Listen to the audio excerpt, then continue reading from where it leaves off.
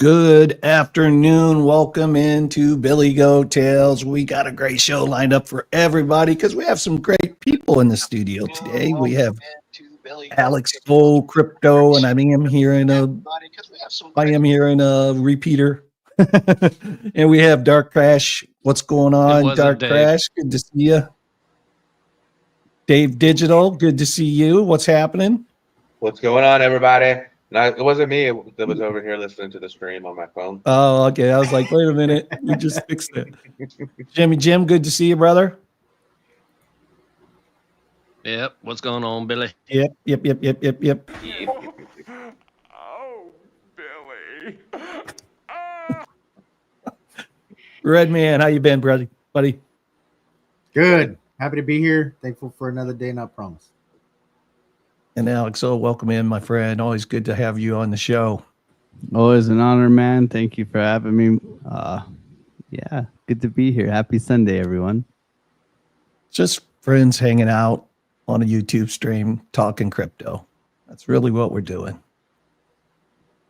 As Alex would say, don't be a douche canoe.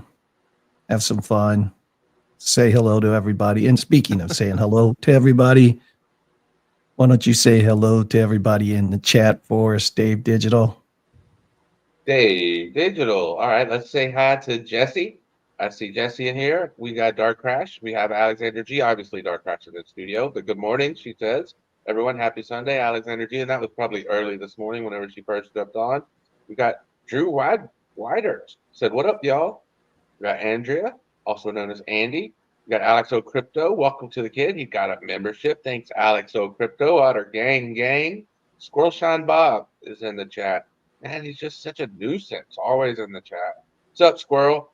Tex-Mex Biomex, Rusty Bot over there squeaking it up. Let me see. K Diggs in the chat. Keith Crypto Coin Mindset is in the chat. Let me see. Who else do we have here? Darren does things. Jimmy's in the chat. Wayne C is in the chat. K Diggs. Ligma Wick. Hello, Ligma Wick. HFG is in the chat saying hi to Billy. Hey, yo, he says. Wayne C, HFG, Matt Keys. Who else do we have? Baby Genius in the chat. Wow. Crypto Dog or Crypt Dog is in the chat. Just call me Al is in the chat. Penny Wise is in the chat. F Bomb is in the chat. Everybody's in the chat. Welcome, everybody. Happy Sunday and Givers Games. And spam those otters. Speaking about otters. One of the hardest working men in crypto is my favorite, Alex O Crypto. I've never met a more honest, transparent, loving personality. Givers Gain, Otter Gang. Billy Goat Tales loves you, Alex O. I can't handle you guys. This is great. You guys making me blush, man. It's not the contrast on my camera. Are you sure it's not? The Otter Gang loves Billy Goat Tales. No douche canoes. Hashtag Givers Gain. Oh man, Don't bring it up, Alex. Don't bring it up. That's between me and you. I'm not saying anything. So it's good we can talk some fantasy football a little bit later too, because I think a lot of us are in fantasy leagues, different leagues, but some fantasy football leagues. And okay, of course, Ohio State won yesterday, and I'm very excited about that because they were playing the number one team, Dave Digital.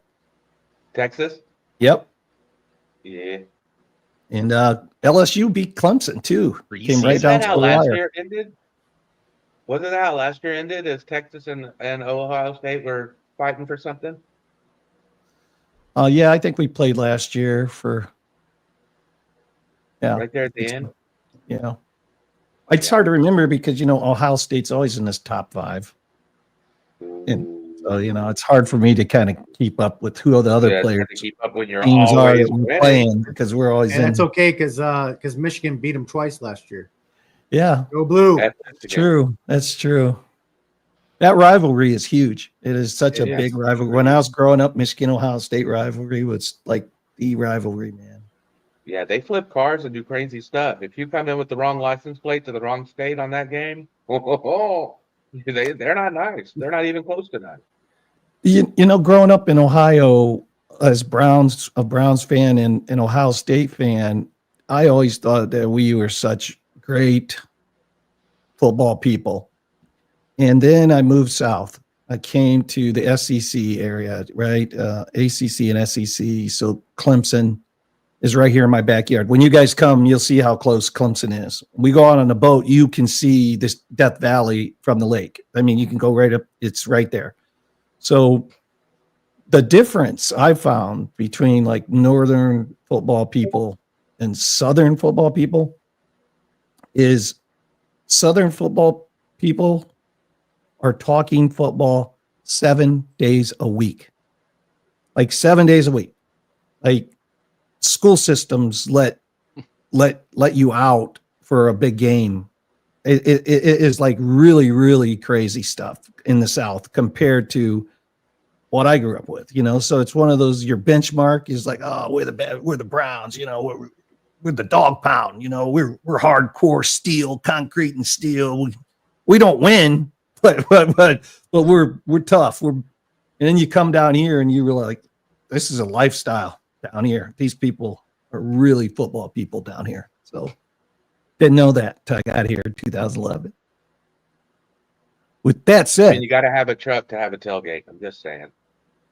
yeah, we, you know, like we had an ambulance, like our group, we got an ambulance, a big ambulance, all orange and brown. And we got inside there and have our coolers of beer and all of our food and everything. We'd go down to the Browns game, tailgate out there, and then go into the dog pound. I mean, it was fun back in, That sounds that's like 40 a lot years of fun. ago now. But Yeah. And then y'all would leave sad because John Elway kicked your butt. oh man, I could tell you some stories, dude. I could tell you some stories. It's we'll have to do that one stream, just tell some football stories. But let's jump right into the crypto bubbles because we got to see what's happening in the crypto space. You ready for that, Red?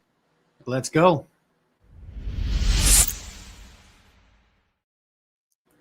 Let me just get my fat head out of here. Hold on 1 second. There we go. All right. On the hourly for the crypto bubbles, let's see here. We got Hex down 1.9%. Too bad. So sad. Pyth up 0.9%. It's sitting at 81 right now. It's making some moves. $1.07 billion market cap. We'll go into this later, how much it's up over the month and everything. We got this meme core thing keeps on hanging around. It's at number 77, $1.12 billion market cap. Let's see what else we got here. Anything else? The Penguin's down 0.7% today. Looks like it's down for them. Looks like it's having a red month. So we'll see what's going on here with the price action of the Penguin people. Cardano's up 0.4%. Cardano's got some green down here. It's still up 138% for the year. Congratulations to the Cardano people. Let's see what else. Let's move on to the daily. It's a little better than the daily. Okay, now we got some things we can work with. We got Crow. Looks like it hit a little bit of a local bottom. It's working its way back up. Sitting at 29 cents. It's down one spot though to number 18, $9.86 billion market cap for Crow. Having a great year though. Let's move on. Polygon. We're going to talk about this a little bit later. Dark Crash said he'd pull up the chart, so I will leave that for Dark Crash. He can give you a top-down analysis on the chart. Anything else? Arbitrum up 2.6%. We got ETH. ETH still chugging along. Those ETFs are still pumping ETH up. It's up to $4,493. I think I pulled along yesterday for a little bit of money in ETH. Let's see what else here. Nothing much. Let's move on to the weekly. All right. So you guys remember that news that we got, and basically Pith and Crow are moving pretty good off that news. You can see this massive pump here for Pith. It's up 50% for the week, up 27 spots, number 81, $1.07 billion market cap. Congratulations to Michael Cahill and the Pith people. And then we got Kronos, which is a Dark Crash favorite. I'm sure we'll hear about Kronos today. It's up eight spots to number 18. Market cap is $9.86 billion. Congratulations to the Kronos people. Let's see. We got IP Story just put out a short on this thing. It's up 31.8% for the week and 32.5% for the month. It's up 11 spots to number 44, $2.40 billion market cap. It's sitting at $7.88 a token. Congratulations to the IP people moving and grooving in the AI space. Okay, let's move on. All right, we got OKB is up 272% for the month. OKB, we talked about this 2 weeks ago. They changed their tokenomics, and this thing is just skyrocketed. Looks like it's got a little bit of a retrace consolidation going on here, probably getting ready for the next pump. We'll see what happens. Not financial advice. It's up 5 spots to number 33, $3.64 billion market cap. OKB sitting at $173.14. And then this, like I said earlier, Polygon's moving. Polygon's got some bullish news out. We'll get into more of that later on, but it's up to 29 cents already. It's up 16 spots to number 37. Don't forget about me yet, Polygon. Coming, making a comeback. Congratulations to the Polygon people. All right, rank. We got Chainlink here. Chainlink, also part of that bullish news earlier this week. It's up 3 spots, number 11, $16.01 billion market cap. Link up 112% for What's the that year. current price? It's sitting at $23.62. So it got a little bit of a retrace after it hit 27. A little bit of a retrace, but we're not afraid for Link. We know Link's going to be right there in the end of it. Pump.fun, enjoying a little pump here over the last month, 27.6%. We got Arrow. Arrow topped out at $1.57, and now it's on like a little bit of a bearish channel here, but I feel like Arrow is going to be there at the end of the year. It's up 21 spots to number 82. Sold it live on $1.16. Live.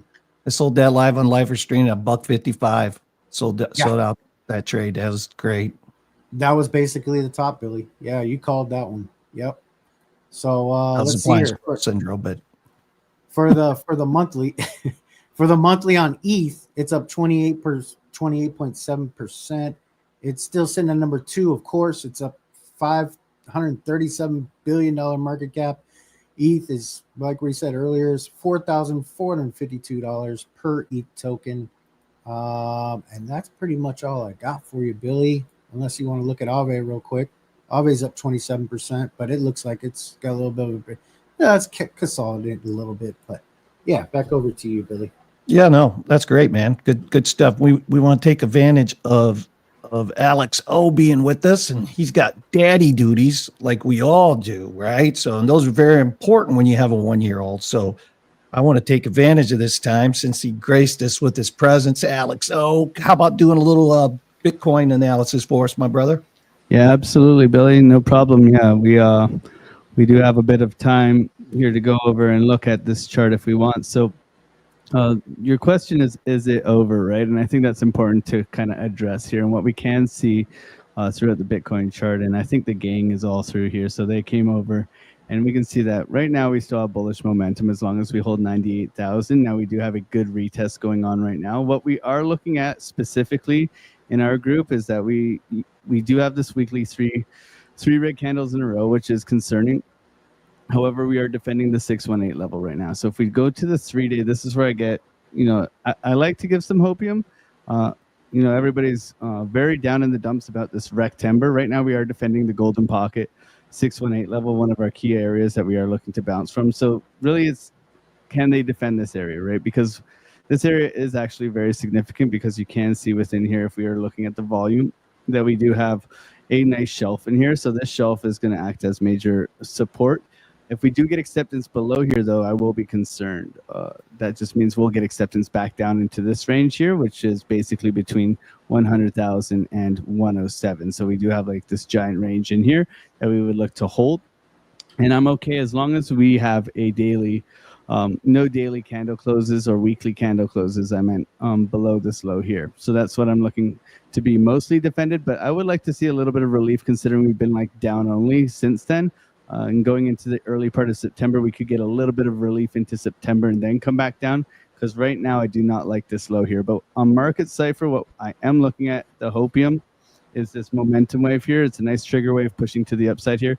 And we finally got some positive posturing here on VWAP. So the VWAP will act like a chain and ball with momentum. So if we can see the VWAP start to close positively come Thursday, that would be the hopium. Okay, we are still defending the zero line here on stochastics too. So long-term outlook, we have bounce coming actually out and back in here on money flow. So money is still coming back into the asset. We just want to see continuation of that.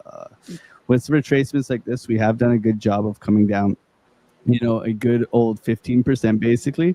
And a 20% correction is not out of the question. Okay, so we should be prepared for that as much as possible. But for me right now, my concern is mainly in the way this low looks like. What we've been discussing and going through is that this low is pretty pathetic, just like this low was pretty pathetic. Okay, you do have quite a nice drop here, but I would expect at least a liquidity sweep and then a go. Whenever we bottom out, okay, you see this quite typically throughout price action, where you do get like this bull div and this breakout continuation trade. And you can see it throughout time, all throughout here. So if you just go and you look at this breakout, but this is a very good liquidating event. Okay, this is a typical liquidating event. Okay, you can see them all throughout this run, all the way up. You get this event here, like the carry trade in here, and then you get your retest, and then off you go, right? I like this area here. So if we're looking at general areas that we want to see a reflection of, it's this area here. Why? Seasonality. So this is like July to basically December, right? The Trump pump. This would be our seasonality that we would look for repeating in here. So we would take this and we'd have this as like kind of a forecasting idea, not to say that it's going to be perfect, but even if we were to sweep from here, right? If we came back down and swept into here, and then we worked our way back up going into the end of the year, that would be the long term. So if we lose this and come down into here, I do expect a little bit of a 2 months delay. So meaning our top comes in like January, December because of the 2 months tariff delay. So this is Trump pump, 2 months tariff delay here. Okay, so I believe that has pushed the cycle a little bit forward. So if we get that acceptance into here, I think it would take longer to us to top. Okay, if we defend here, okay, we're still in business going into October, November, and that's kind of my plan right now. But overall, we want to see how the market reacts. What's key and important right now is the jobs data that we're going to get this week. Wednesday and Friday are our jobs data. We have JOLTS, and then we have unemployment, I believe. The Fed has pivoted from inflation to jobs, so we must be keeping our eyes on the jobs now. The jobs numbers are really going to impact the rate of interest rate cuts coming in on the 17th. So with the 17th, right, we do not want them to panic cut. That's what we don't want to see. Is we don't want to see a 0.5 basis cuts because nobody has a job, right? We want to see a 0.25. We're just starting to stimulate to help the small businesses out. That's in my thesis. That's kind of what I'm looking at, right? And then we just take a quick glance over at Bitcoin dominance. For me right now, we're in a very sticky zone of Bitcoin dominance. So what I am expecting is for Bitcoin and Ethereum to hold strong and for us to chop in here and bounce and then roll over. That's kind of my plan. And then altcoin season comes in either late to October, like I said, late September, early October, or we have that 2 month delay and we're looking at late November, early December. Okay, so that's kind of my outlook right now, just kind of piecing it all together. But Solana's the leader right now. If we're looking at Solana, I posted this on X. Always check your Bitcoin pairs, and you can see that ever since Solana broke out of this big accumulation pattern here on its Bitcoin pairs, we were looking for the retest, and we knew that Solana would start to lead, and it is still leading. You can see it has very bullish momentum, and you can see how Solana has outperformed a lot of things lately, including Ethereum. So I think Solana is the secret play right now. If you want to take a Solana play, I would suggest something like Jupiter, maybe get on that. But that's kind of where I'm at right now. I just wanted to update you guys and come through and say hi to all you guys. I'm going to go and hang out with the family. It is Sunday. And I do appreciate you guys having me on, and I appreciate you all. Otter gang. Brother, you guys aren't off in Canada tomorrow, are you? We are Labor Day for us. Oh, it is Labor Day up there too? Yeah. Wow. It's the only Yeah, one we share, sure is. guys. It's the only one we share. We work too, Oh yeah. I just didn't know they. Yeah. I didn't know that was an I think American. it's the only one we share. Yeah. You guys got July 1st. No, we got July 1st. You have July 4th. That's Canada Day Independence Day or whatever, right? So yeah, we have a day off too, but I'm working, obviously. Of course, man. You're always grinding. Well, thank you, brother. Love you. Thank you very much for taking some time and Thanks. visiting Thanks, us. And guys. Then we had Joe just rated the stream. Thanks, Joe. Welcome, everybody, from Trade and Intuition. well, let's go appreciate through. you We guys. have Crypto Princess. We have Dutchy. Let's see. Who else do we have here? Of course, Well, Jesse. Kyle We mentioned saw the Jesse. super chat. Tony, good to see you. What is this? Who else do we have? Air raid.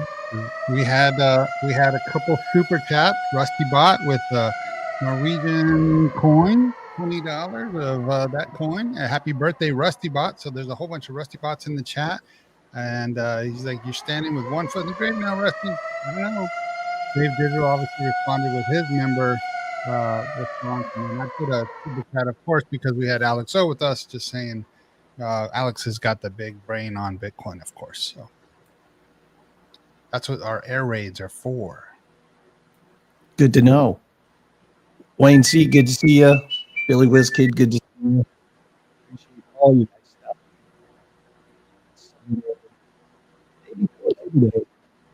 Oh, Billy, your mic's acting up. Yeah, Yep. you're mumbling. Yeah, I thought something was happening. I could hear myself fade in and out. Sounded good now. Yep. Yep. All right, let's hit the Tony. You ready for the market update? Let's go.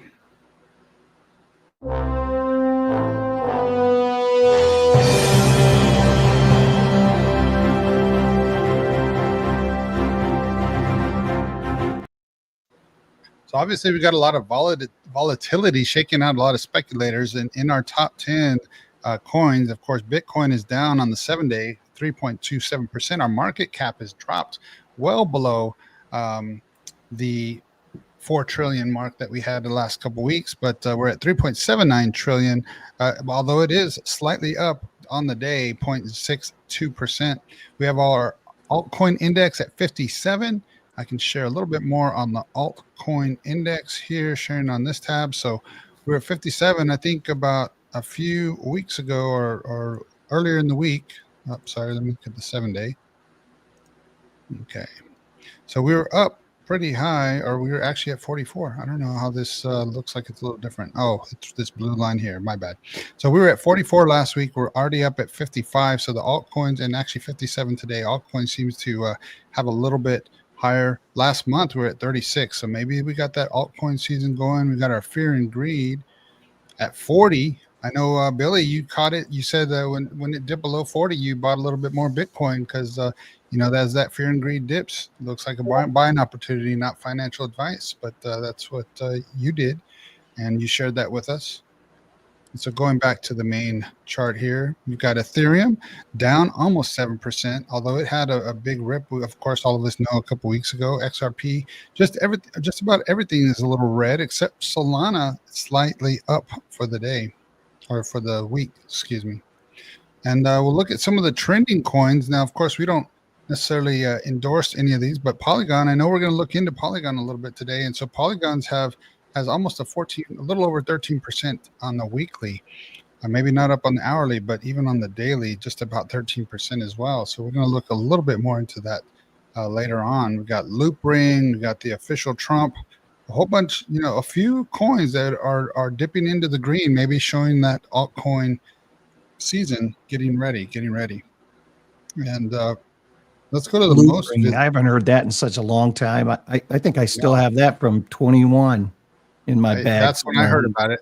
21, Wow. Yeah, layer 2 Loopring. So I got into Loopring back in 21. I still hold some of that as well, Billy. Yeah, It's funny. So layer 2 on Ethereum blockchain. And then, so this is the most visited lately. Baby Shrek, I don't really know much about a lot of these that are new, and, Betram, the Pomeranian. We got a lot of interesting coins out there nowadays. Real world assets, I did want to look at that. So we've got, of course, now we have a lot more just real world assets that are tokenized. So you have the Pax Gold, so you have tokenized gold, you have Tether Gold. So gold is the number one tokenized asset right now. NVIDIA Corp, we've got those tokenized stocks as well, and Microsoft, Apple. So you have a lot more of those traditional. I mean, I know that they've been around, but maybe we haven't always looked at that. But you have these traditional assets that are now being tokenized on the blockchain that people can get into that way. And the Taiwan semiconductor manufacturing, before I actually got into crypto back in 2020, I was trading. I was trying my hand at trading in the stock market, and that Taiwan semiconductor was one of that I had looked at. Not financial advice, but interesting. They do a lot of chips, not the chips and guac type of chips. Dum-dum. All right, let's look at DPIN. So on DPIN side, BitPinter is leading the way, as well as Blender, Filecoin, and Theta. So BitPinter is down 11%, but it's still got a good trend as far as the DPIN side. Boom, I boom, think that boom, boom, about boom. wraps it up for today's look at the coin market cap. Yeah, that BitTensor, David over Sin City, big on that. It did well. It made me some nice gains. I sold it, so it's no longer in my portfolio because it ripped. It ripped. Yeah, well, I'm just checking to make sure I'm telling the truth that I don't have any. Why did Bitcoin skip the party? It was too busy mooning. Talk about a solo hodl. Let's go. Tex Mex, Biomex. Boom, boom, boom, boom, boom.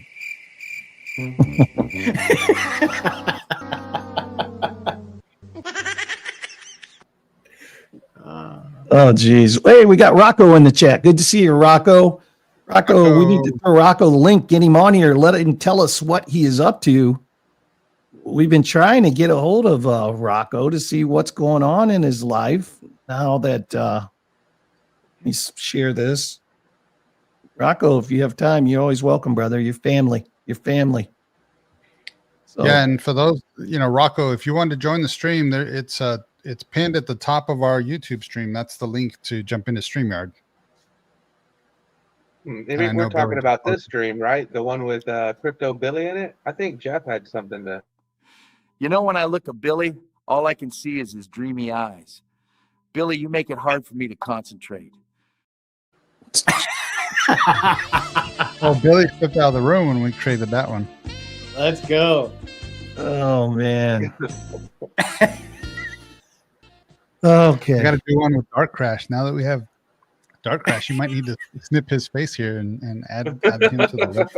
You got to be careful, Dark Crash. You'll get added into the slots of all the memes, man. Then I can't keep you safe. It'll happen at some point. Billy Goat Tails is the bee's knees. Hashtag givers gain. We're off the rails. Simple terms on Saturday behind the scenes, and I'm just going to start hitting all those buttons on. It'd be like, what's going on? So, well, since Crash is here and he's busy man as well, instead of going into topic one, which Alex kind of touched on, let's go right into a little bit more charts with Crash. Crash, can you pull up that ETH chart, because one of our topics today is going to be the ETH inflows, and got some news on ETH and Web 2 or traditional finance really coming in big on Ethereum. A lot of people saying that what we've seen in the last month is absolutely nothing compared to what is coming to ETH. And so let's take a look at that chart, because there is a little pause in it, and let's.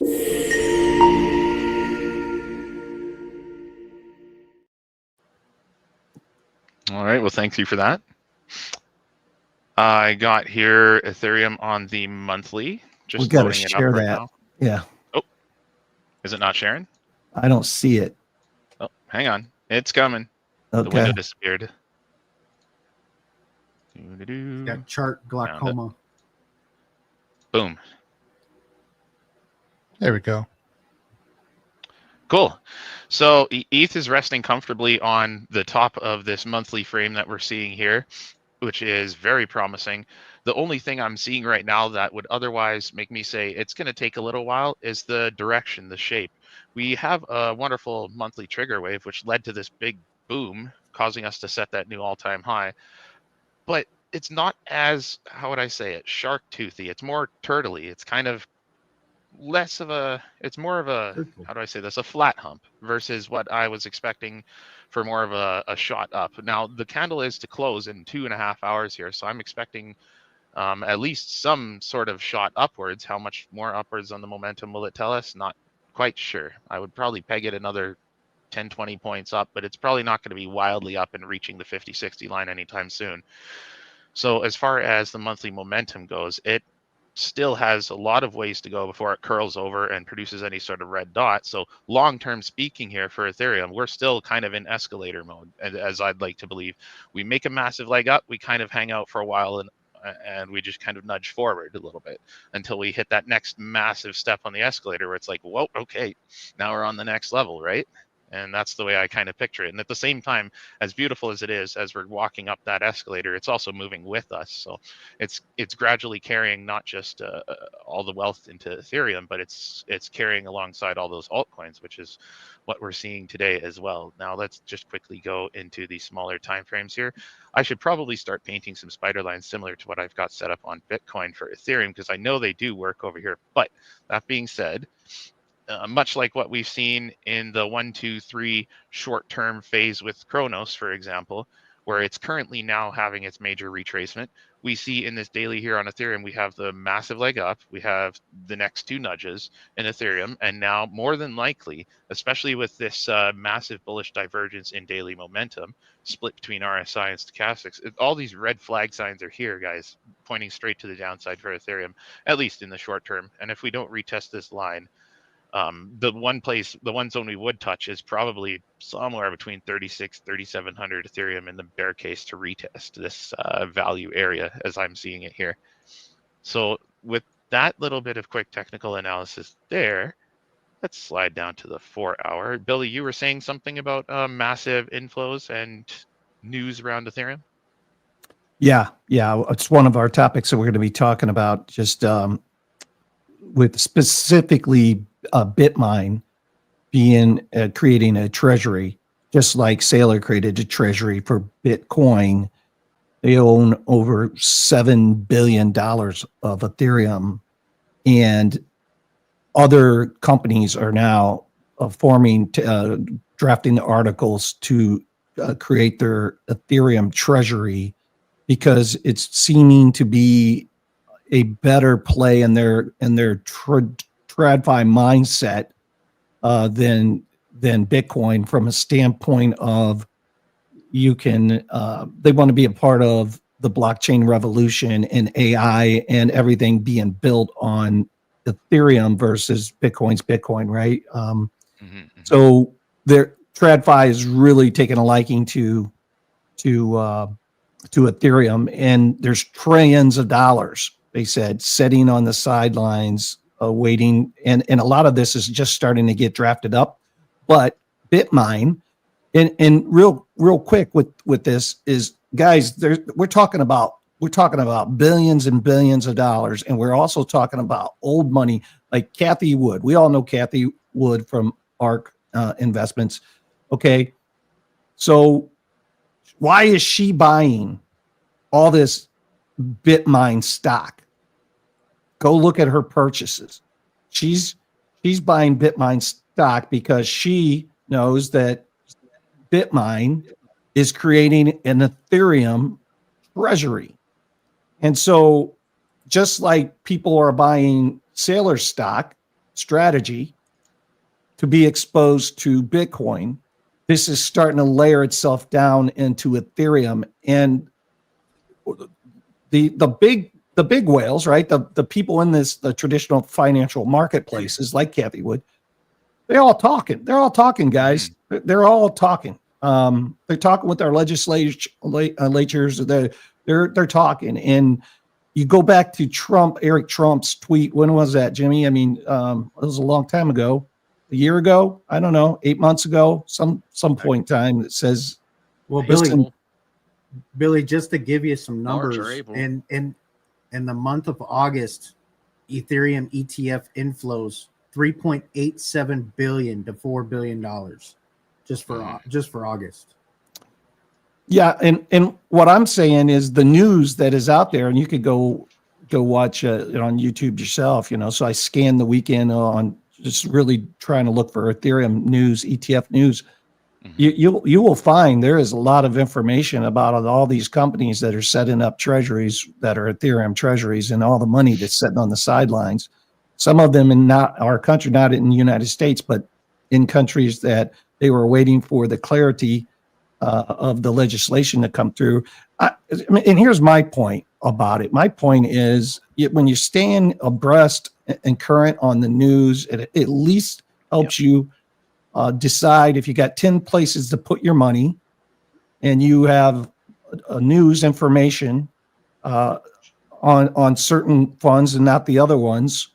It really can help. Now, of course, we're from a trading perspective, you don't really need the news, right? Like everybody says, and I agree with it. You show me this chart, I show you the news. I agree with that. But when you're making big play investments, staying abreast on what the news is, the current news, what's happening, I think is very important. That's just how I do it, and that's my worthless opinion. But anyways, back to your 4-hour chart, Crash. Yeah, no, and you were right on point there when you were talking about the news and everything kind of squeezing the way it is, and that's why I left my mouse exactly where it is. We're looking at just slightly into the past. Forgive me for forgetting what happened in this particular situation, but here we see in our very near future this job news that you're talking about in two separate days coming up. We got an echo. Tony. Beep boop. Go ahead, Crash. Just one. Okay, we're good. Anyways, the two job news things that are coming out next week are coming in line with what I'm seeing here. The tiny little baby hump leading to a massive trigger wave, or a beautiful trigger wave, more or less.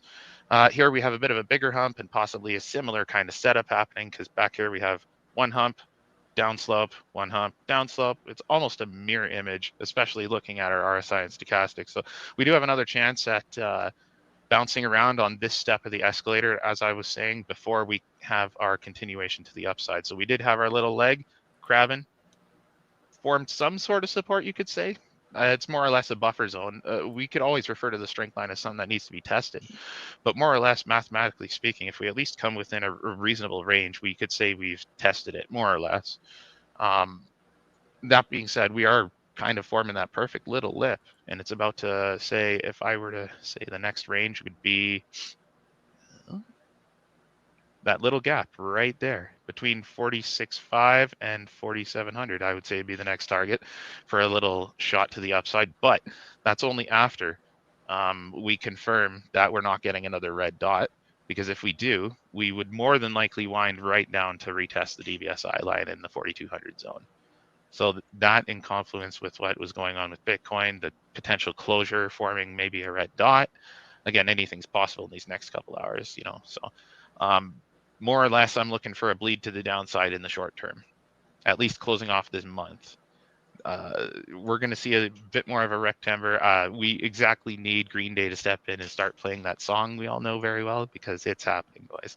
I really think so, especially with the big bearish divergence I've shown in the past. And again, my apologies for not being able to show up last week. I was really sick. I couldn't tell you guys much from what I was seeing, but yeah. Ethereum right now, we've kind of got a mini Bart Simpson forming on top of the DVSI, more than likely to wind down because of a massive split there in the RSI and stochastic. So short-term shorts, everybody. Again, not financial advice, but that's the situation for Ethereum. Nice, perfect. What about Polygon, Crash? Ooh, let's go Polygon, there. there's a lot of news out there about Polygon. Red's going to be doing a little short on it here this week. We were in a space and had a Polygon maxi guy come in and give us an update on what is happening over there in the world of Polygon. And I was amazed of some of the updates and the things, the connections and collaborations and that they're doing. I also was amazed to learn that like Coinbase had been dragging their feet to move from Matic to Pole. And that's been part of the problem too. Just once they did the flop out from Matic to pole. So that's supposed to be happening this week as well too. So yeah, It seems like let's hit between that. April and July there, they've managed to really turn themselves around and confirm that turnaround. Now, more or less, they need to push through that mathematical line our friend CryptoFace drew in DBSI, because it's confirming right now a very powerful 18 under there, and 15 plus is usually more than enough to create a vacuum of space, especially with the negative numbers. Excuse me, the negative numbers are more or less the vacuum. These are the accelerators. I should forgive me for messing that one up, but That's okay. yeah. How do I say this? This almost, it's very small, but you can see that this dot higher than that dot, higher than that dot. Against price action, that was more or less a divergence, which I would claim is bearish. But in conjunction with the flag that was forming, you could say it was more or less a hidden bullish div, which led to this short-term spike we're seeing on the daily for Matic. If we cut it in half and look at that 12-hour candle, wow, that is actually pretty impressive. We got ourselves a huge amount of volume turtling, of course. Would I see Matic hitting 30 cents again in the short term? With a lump like that, probably. We still got some time to go. And what's that price right now? It's kind of small there for me. Oh, so we're currently on the hike in a sheath. So the real price is 28.8 cents, but the average is 28.753 right now. Okay. Yes. But just like everything else, in terms of short-term 4-hour candle about to produce red dot, we're really toppy here, everybody, and we're all hitting some sort of resistance lines no matter where we look, which coin we're looking at. So we're looking, even here, yeah, we're burning out. We're burning out. We've had quite a lot of full gas going on here. And it's about time for that volume to whip itself down into a large chunk. So for Matic, in short, it's had its time. Let's see what this was. This measured move leading to that guy. 21% move in a matter of 21 hours. That's pretty solid to anyone who caught that. Because down here you can see the uneven, how do I say this? Uneven butt cheeks. There it is. Uneven Yeah, butt thank cheeks, you. Jason The uneven butt Casper cheeks. original. Yes. Yeah. Yeah, Jason Casper original, yeah. Yeah, so we got that form in there, a good old classic uneven butt cheeks. And to anyone who caught that amazing move, I would definitely be looking at a little bit more profit taking even at this lump here. And then trying to reposition yourself maybe somewhere in the 27, 26 cent range, grabbing some discounts down there. More than likely to happen given the circumstances on the market. It's always, how do I say this? Buy the rumors, sell the news. And we're just coming up on the news next week. Again, all of this not financial advice. So I would say, hey guys, take it with a grain of salt. Do your butterfly trading. Classic way to prepare yourself for the inevitable either direction. Now, butterfly trading can whip you back and forth, especially in a crab market like we're having right now. So it's very well that if you're trying that, you could get stopped out both directions and still technically lose. So when you're doing that, understand that maybe you want to have a bit more of a bullish narrative one way versus a bearish. That way you can butterfly more effectively. And of course, do that in conjunction with some DCAs, and I think you'll have yourself a good time. Yep. Excellent. Thank you for that. Did you want to check out, I know your favorite project that, and you made me, I took advantage of your setup. I got in on that crow. I think I posted my results on it, but I got in on that move, and it was just a trade, a swing trade. To see that, yeah. Yeah, but it's in the Billy Goat or Billy Investment Channel. Beautiful. Yeah, what I right post here. in there is my entry and then my exit, just the live entry and the live exit, so people can see the trades that I make there. And because I saw your setup and I was like, yeah, this is fire. I'm taking it, and it worked out great, man. Good gains on that one. I'm glad to hear that. I'm glad to hear that as much as I give, you get to gain from. And Yeah, that's pretty man. much our motto here. Yep. Yep. Yep. So we're building a lovely little bullish flag. I'm going to make this one quick for us. Let's see. We've kind of got, it's not really telling me on the trendoscope the channel, but we can see it based on all of my previous trendoscopes. We've got a 1, a 2, a 3, more or less a 4 right here. So in the short term for Crow, probably retest back up to the 30 cent. That seems to have been a very popular level lately. Beyond that, I don't see much more of an upside in this short term because it seems to be countering what's been going on with the markets lately. We've had the massive Bitcoin run up the last several months, and finally a bit of Ethereum and altcoin pop off. And of course, this guy was last to the train. He got on the last car of the train, so now he's finally getting a bit of his. Cronus is finally getting a bit of the good. And that being said, we're kind of forming more or less a flag on the 4-hour here, despite how doom and gloom the 24-minute might want to seem. Like, I mean, here, we're actually even seeing kind of a bullish divergence forming, leading into what is more or less a really deadly setup. This would actually be a perfect time to grab a short because we have a massive split in RSI and stochastics. The red dots formed, money flowed to the downside pretty heavily. Good chance if you want to grab a discount, not going to lie. I was always calling discount way back at 8 cents, and even 16 cents is now pretty wild. But let me just create a bit of a better view for that one. Yeah, I was saying 8 cents was always a beautiful discount, and look at where we are now. It's incredible. Yep.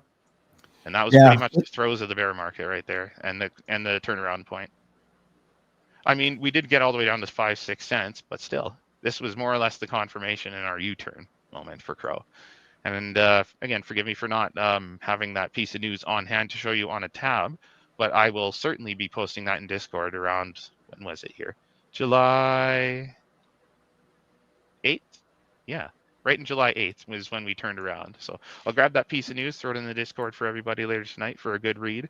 But yeah, currently for Crow, I would say short term upside back to 30 cents despite the current down, and then probably rocket, see if we can get all the way down to 22 cents. I know there's a lot of people still trying to sell right now, and that's pretty typical of these exchange coins. Their utility is not as similar as, say, a Polygon or even Ethereum, because it's not really trying to host as much as Ethereum is. It's more trying to be functional and quick and good for, you know, asset management, because they're trying to be part of tokenized stocks now too, is my understanding. Is they're trying to be an all-in-one business with Kronos, taking your banking so that you can get your payment from your job right to cash so that you can turn it into crypto, and then everything can be in-house with crypto.com is basically what they're trying to do.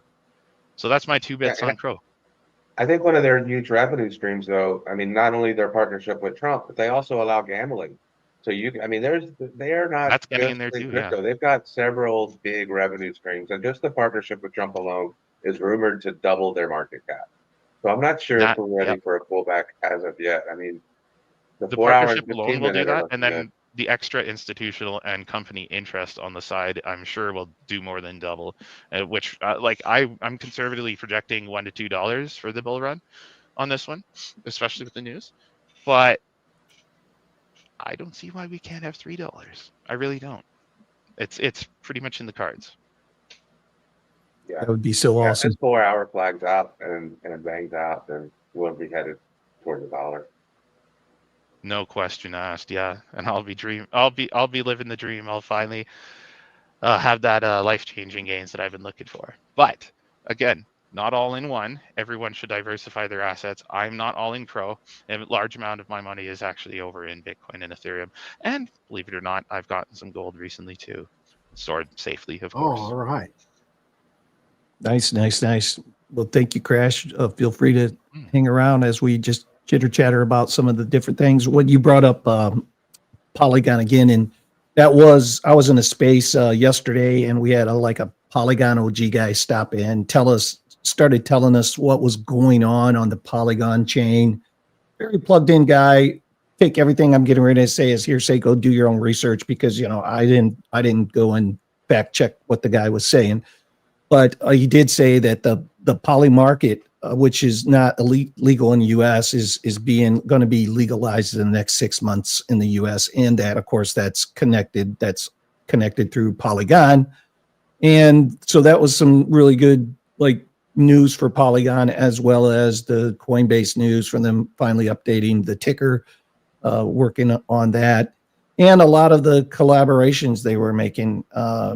Big, huge names in real world that they've partnered up with, and I guess those press releases are coming this week. A lot of what he was saying was just, on the forefront of this next 10 days happening. So if that's all true, and I really don't know, I didn't do any research other than listen to him, but could be a good sign for Polygon. And to your point about Crow, a lot of these exchanges are trying to do that. So like even in your Phantom wallet right now on Solana, right, you can go and buy the digital version of some stocks. Like if somebody out there if you got a Phantom wallet, go in there and type in Tesla, and you'll see that they're already trying to tokenize these stocks. So the tokenization of stocks in our crypto wallets is happening. It's going to be happening. That's the next step, because like in your Cash App wallet right now, you can buy stock, you can buy Bitcoin, right? But those are the real stocks, not a tokenized version. On the crypto side of it, they're actually going to tokenize those stocks. So, and it's happening. Like it's happening right now. So I would say in another 6 months, people like us that, well, in my category, so I'm familiar with buying stocks through my exchange my whole life and doing that. But then crypto came to have the flexibility to do it either way I prefer, or wherever my money is resting at that time. That's beautiful to me. So yeah, a lot of good stuff happened. A lot of, let's just call it, collaborations and the ease of use and user-friendly stuff and mass adoption kind of stuff is happening now. And the liquidity is here. Yeah. And the interests are also up, if I must say, because unfortunately, I was probably just a few hours away from catching it. But last week, the Crypto.com had an offering for stake as many of their coins for 20% PA, and it was pretty much a lock-in on 20% for a year. So of course the coins are locked up for that. But say you throw $1,000 down, you're gonna have $200 in your pocket at the end of the year, just like that. They just said, "Hey guys, we got a deal for you. The interest is here, the liquidity is here, retail's back." That's for sure. Yeah, those are great returns. Like I'm looking at, so right now people are got to take a look and say, okay, when the bull ends, what am I going to do with all these gains? So where am I going to put this money in? Some people are looking at land. Some people are going to use it for houses, or, some people are going to put it in gold. And I'm looking at all that too, because it's like, we're going to hold it for the next big buy in which will be 2026 at the bottom of Bitcoin. And so like, what am I going to do for these, 12, 18 months? Where do I put this property? You could put it in USDC and get your 4%, or USDT and get your 4%. Billy, does that make more sense? I mean, how long does it take for a house to hit a ROI? Well, it's what you buy it at, man. That's just like anything else. If you there's risk, right? So that's why a lot of people, and depending on your age, right? So like if I was 35, I would have a lot more risk tolerance than I do at 60, right? So for me, it's like I want to preserve the principal more than I want to risk it at this stage of my life, the age of my life. So, but if I was 35, I'm willing to take, and was willing to take more risk at that, because I can use the time to make it back up if something would go wrong, right? So when you don't have that time, you got to look at all your options, be very careful. But that 20% that Cratch is talking about, hey man, that's 20%. No bank is giving you 20%, right? So we're in DeFi, man. You can get that. And on that point, we don't want to be jumping all in on that. A classic rule to follow is the 80-20 rule. So if you got your investable capital, I would say throw 20% at the risk and 80% at the safe. Now, You can also follow a little bit more risk averse kind of number setup, and that would be 65-35. That's one people don't talk about much, and that's if you're a little bit more want to take out a little bit more risk, but you don't want to, and that's kind of when you're in the middle of your life, right? Now flip that on its head.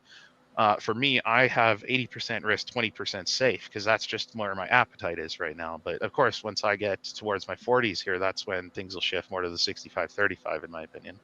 Ooh, yeah, time is everything. Time is the key, guys. Time investment, time is the key. The more time you have, the better off you are. The less time you have, the less risk you should take. Now, that also, where are you at? Like if you got a lot of assets you're trying to protect, less risk you should take. But if you didn't make it, you're still trying to get there, then you might have a different opinion on that. That's why you get a financial advisor that sits down with you and goes through your situation, goes through your goals, goes through your assets, your liabilities, goes through everything, and then begins to create a plan that's specific to you. That's why no general investment advice should be given, because everybody's situation is different, right? So that's why we always have these disclaimers all over the place saying it's not financial advice, because really it doesn't fit every single person. There's just some good rough, like Crash was saying, the 80-20 rule. It's a good thumbnail, good basic way to think about things. But truly, if you want to get to the next level, you should have a professional sit down with you and do that. And people say, I don't do that because I don't have enough money to do that. No, guys, like I did this at 18 years old. And I didn't have squat at 18 years old.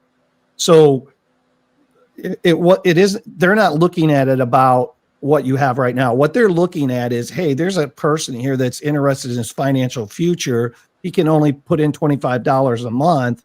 But trust me, that person wants to talk to you because they understand anybody that is carrying enough and thinking about your future finances, that's going to make them a good client in the future.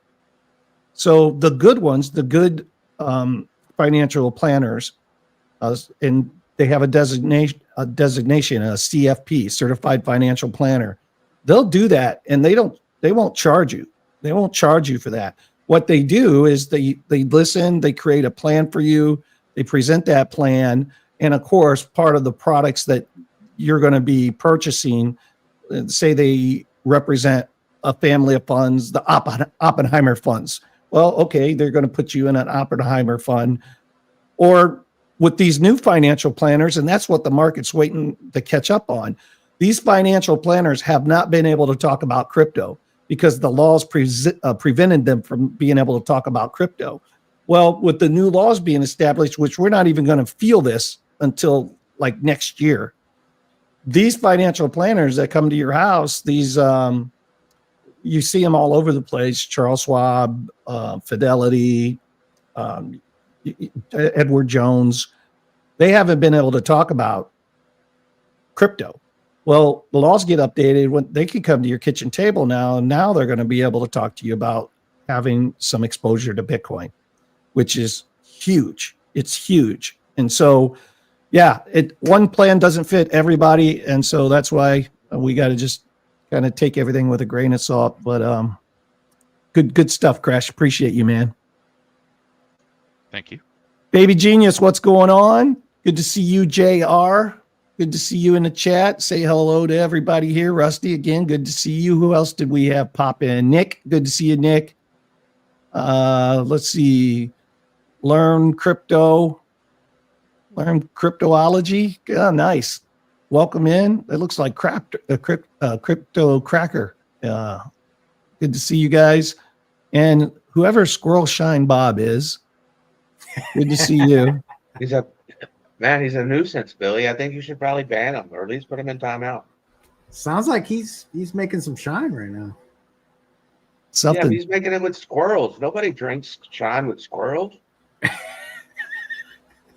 Yeah. I don't know what's going on with that, but let's we've derailed the whole doggone show. We were going to let's throw in the lake house video real quick. Dave Digital, talk about that. Oh, they try to catch me off guard. Yes.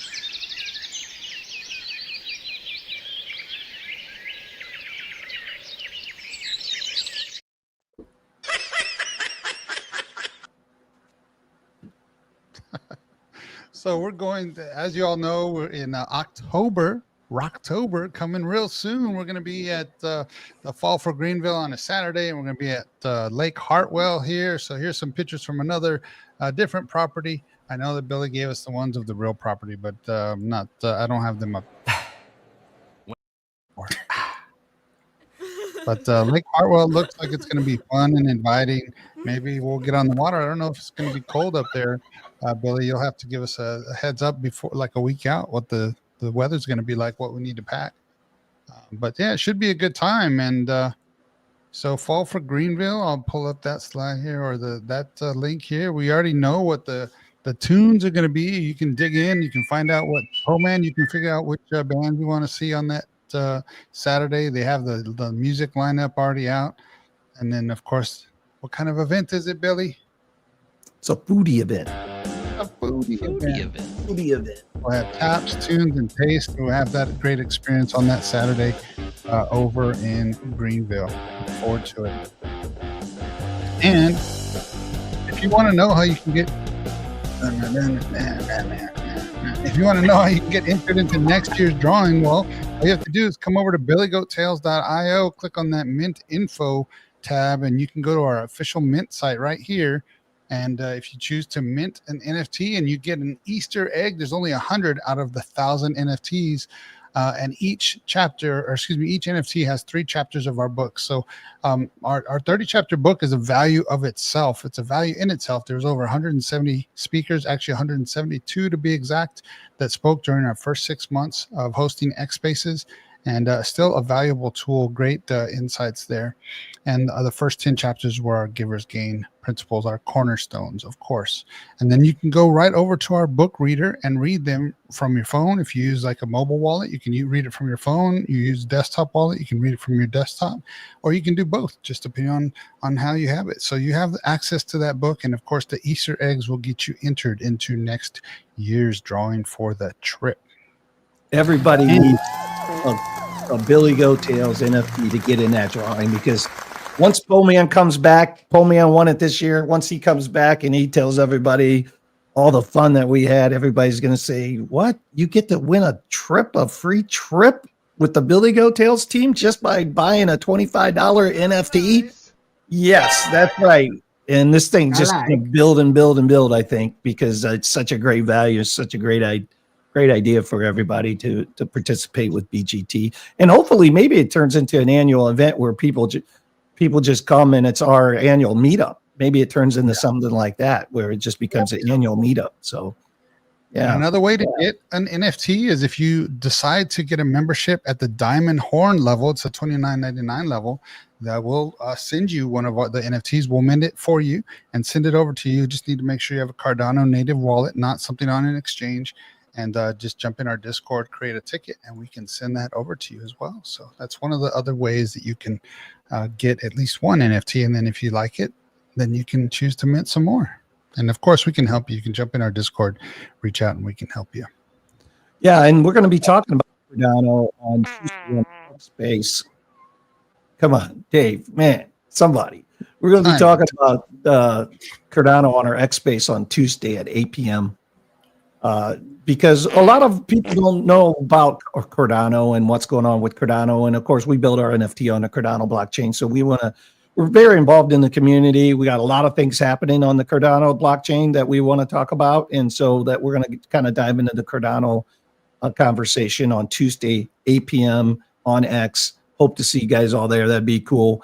And again, all of our spaces, even in this show, we send out to you in the audience the link so you can just come up and talk with us. Same with X Space. We want you to come up. We want you to ask questions. Like, we don't want to be the guys talking all the time. Like, the Billy Goat Tales space is for you guys, the people. That's what this is. It's like an open source project, right? So we're all in this together. One isn't better than the other.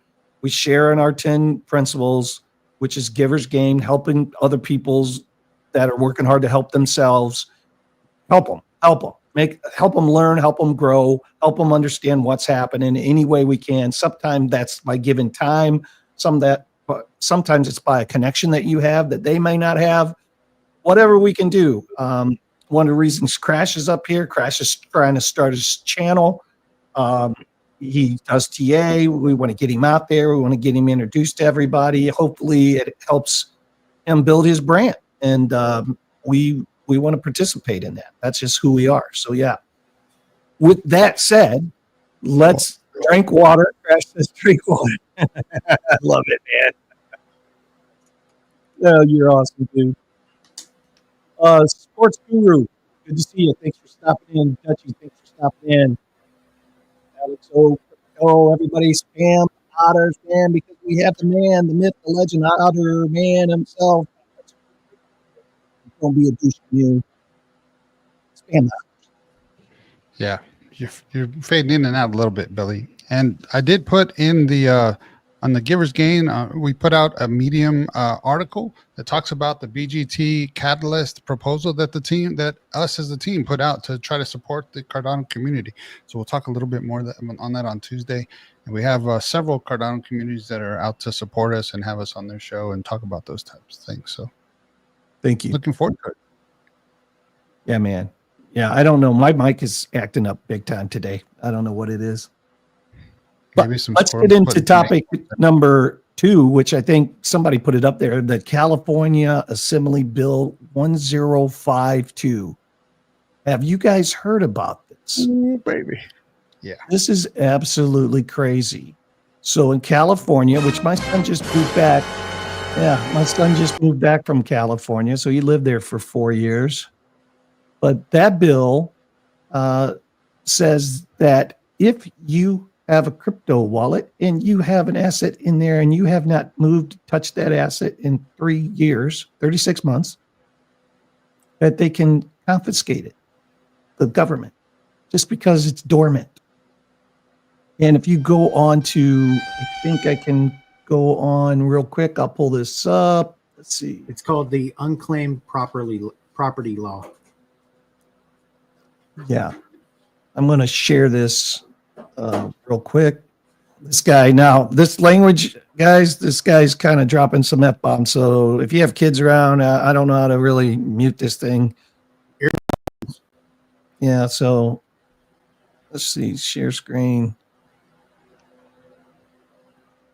But Gavin Newsom is progressing a bill to steal residents' cryptocurrency, the California Bill 1052.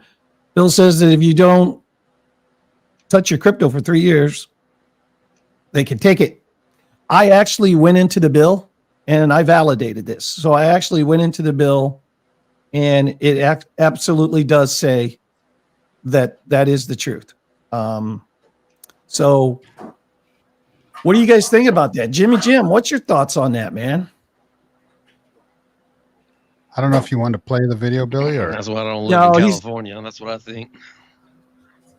Yeah, well, good thing we don't live in California. Yeah, I don't want to play the that's video like because that guy's for just 3 like years. dropping I mean, I can F-bombs. see.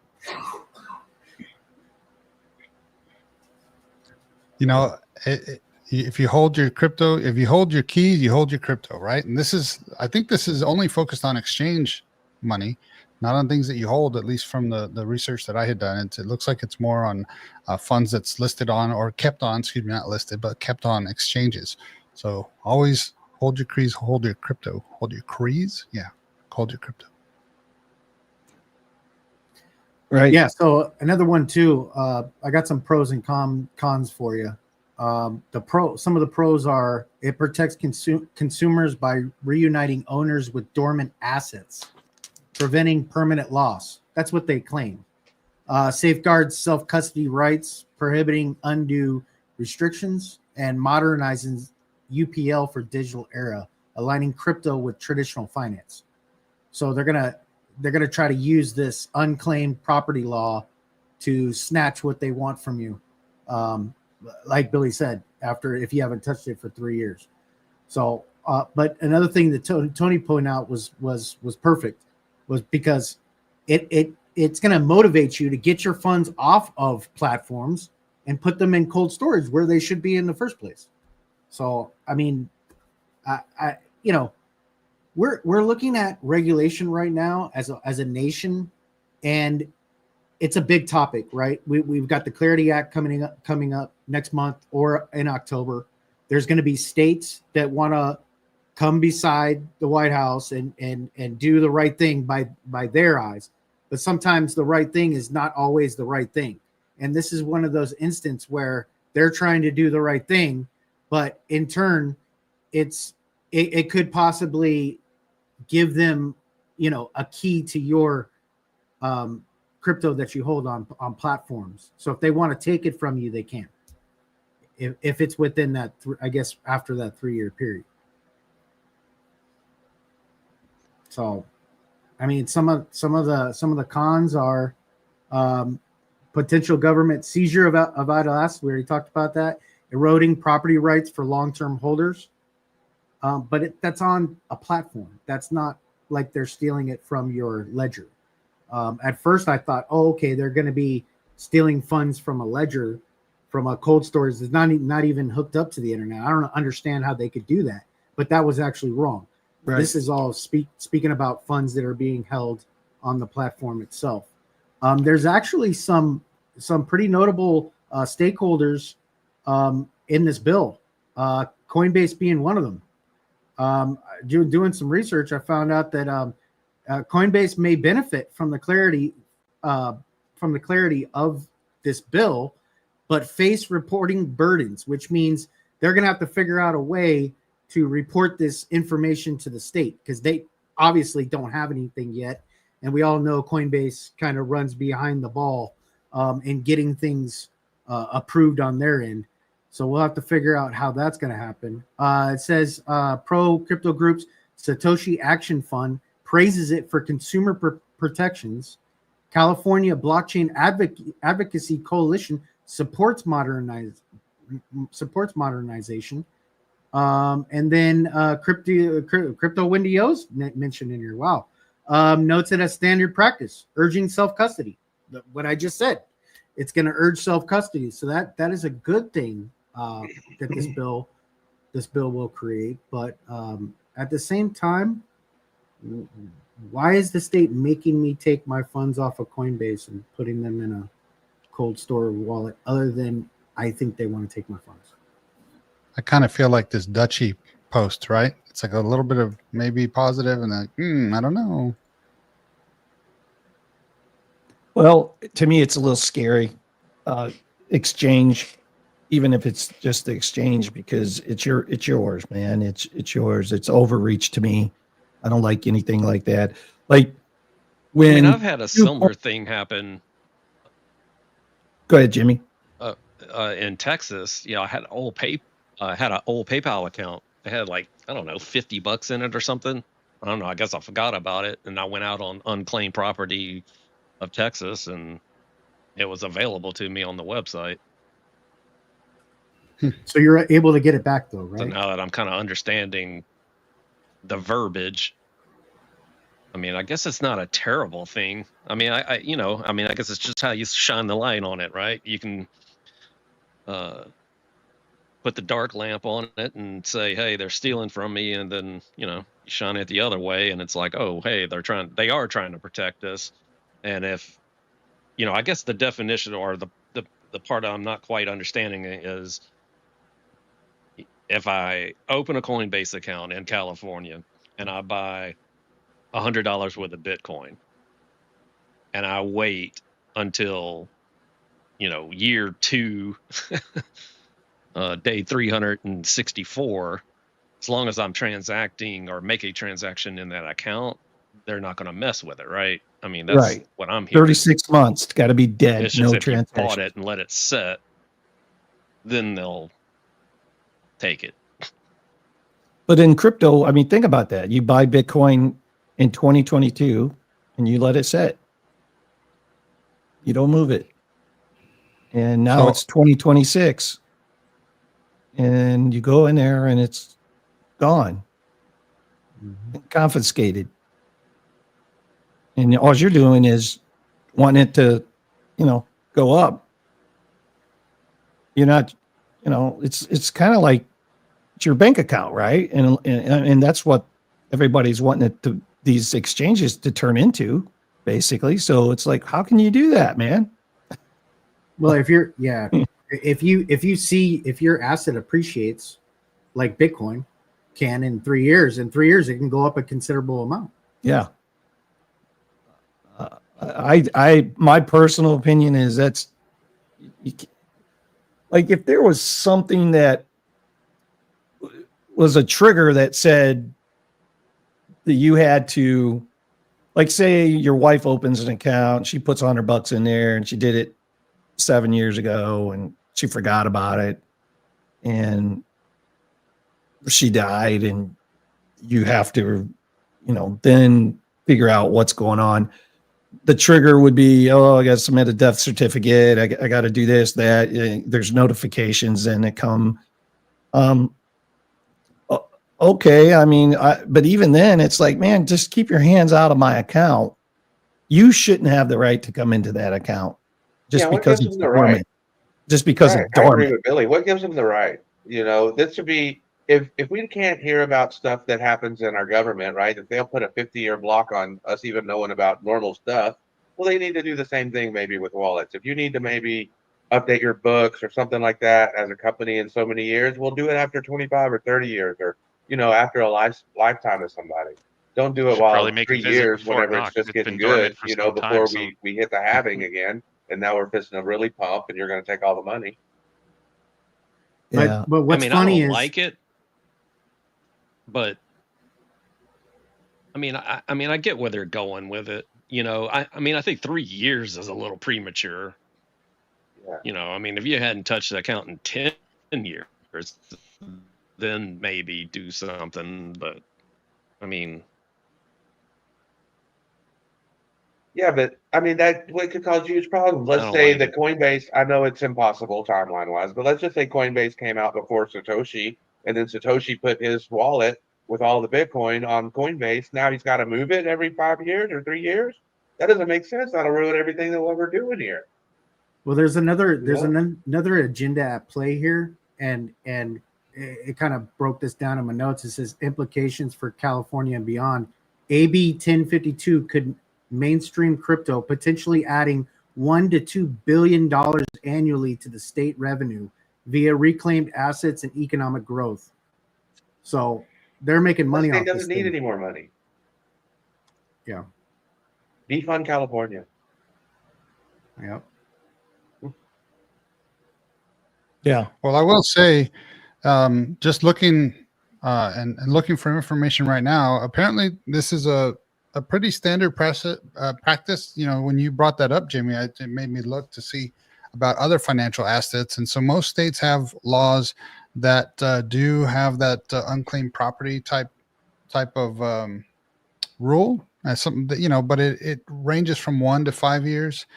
And California, I guess, traditionally is 3 years for And those types of assets. they also have the requirement that you have to post it for that long, right? It could be dormant for so long, and then you have to post it, and then that posting has to be so long, right? Which is a notification, public notification, basically. Yeah, so they definitely have to notify people, try to reach out to them.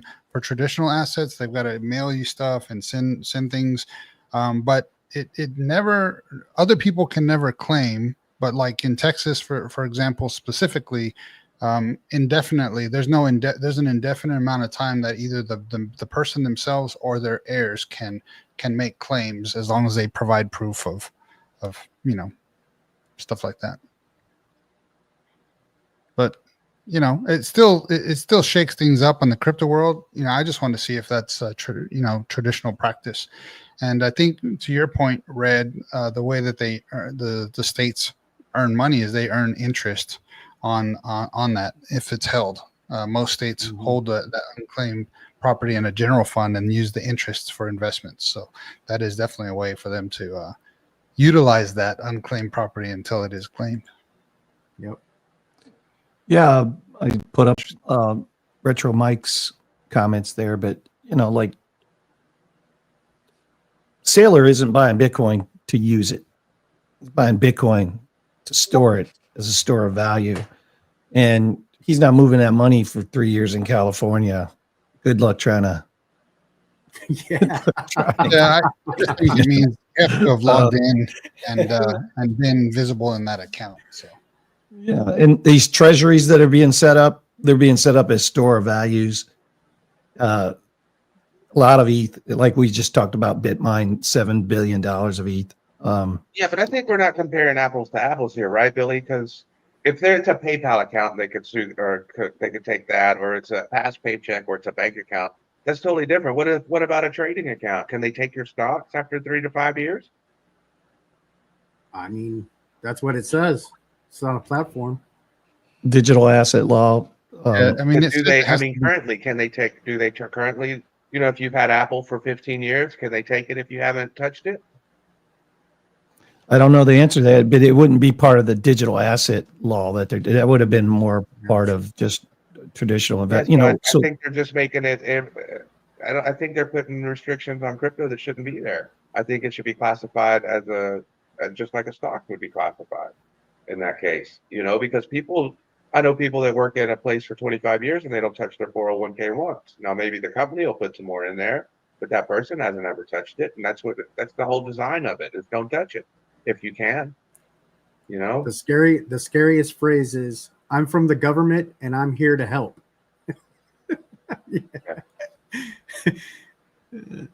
I'm going to derail us just for a minute because I wanted to go back to something that we kind of skipped. Let me pull this up just because I wanted the chat to know about this website here. So this is go to coinflows.org. You guys got to check this out. And it really can show you just really at a glance the ETF flows in and out at a glance. It's really handy to use. It's coinflows.org. And you can really get a lot of your information if I go back. I got it all collapsed down right now. But it's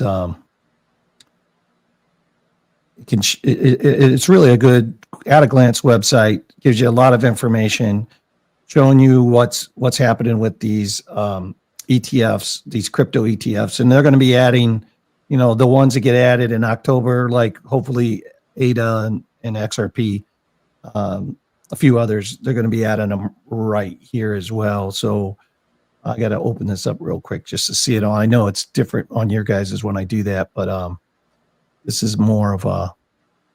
So you can up at the top here, you can do Bitcoin ETF tracker, and then the analytics, and you have the Bitcoin treasuries that's in beta.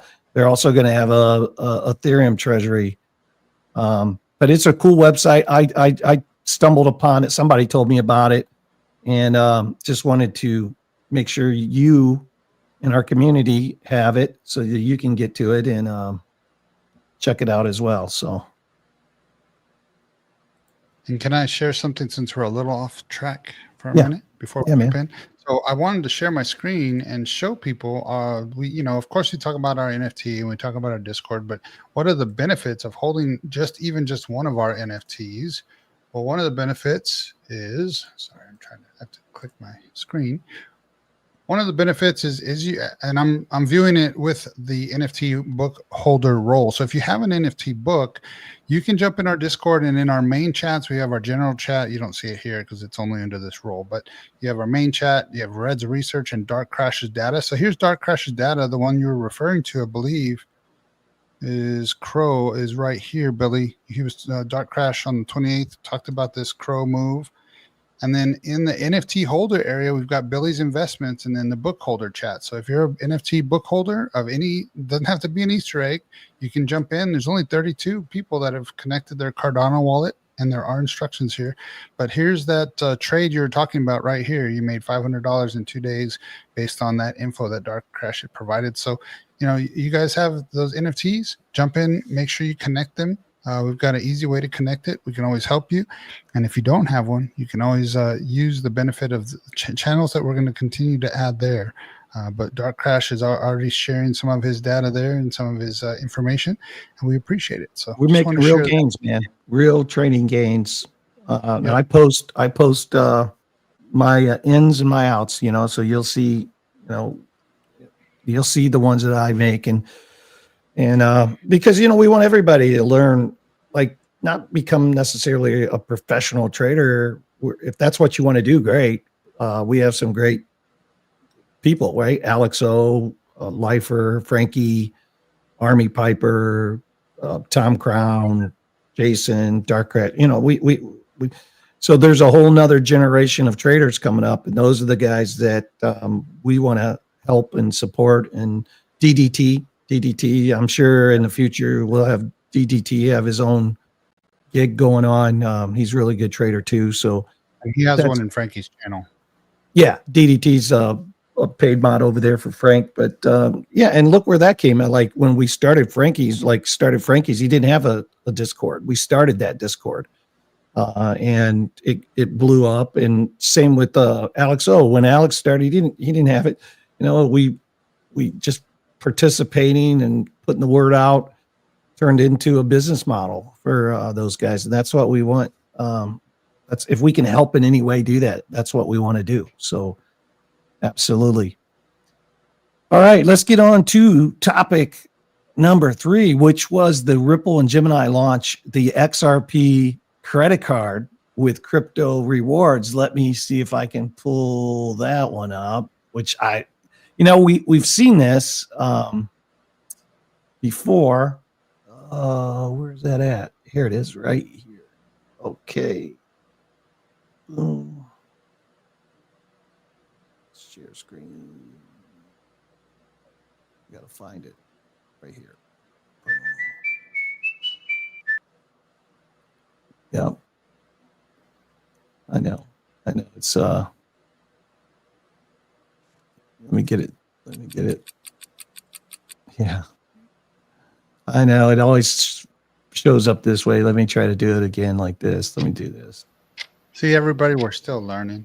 I want to stop sharing. I want to drag it down and then redo it just because it's got this big screen and it doesn't show up right. Yeah, I know. Just like we've had Dark Crash and DDT and so many others, we want to welcome others that want to, it doesn't have to necessarily be crypto, although mainly, of course, we are a crypto-focused channel, but love to be able to help and grow the communities based on their interest.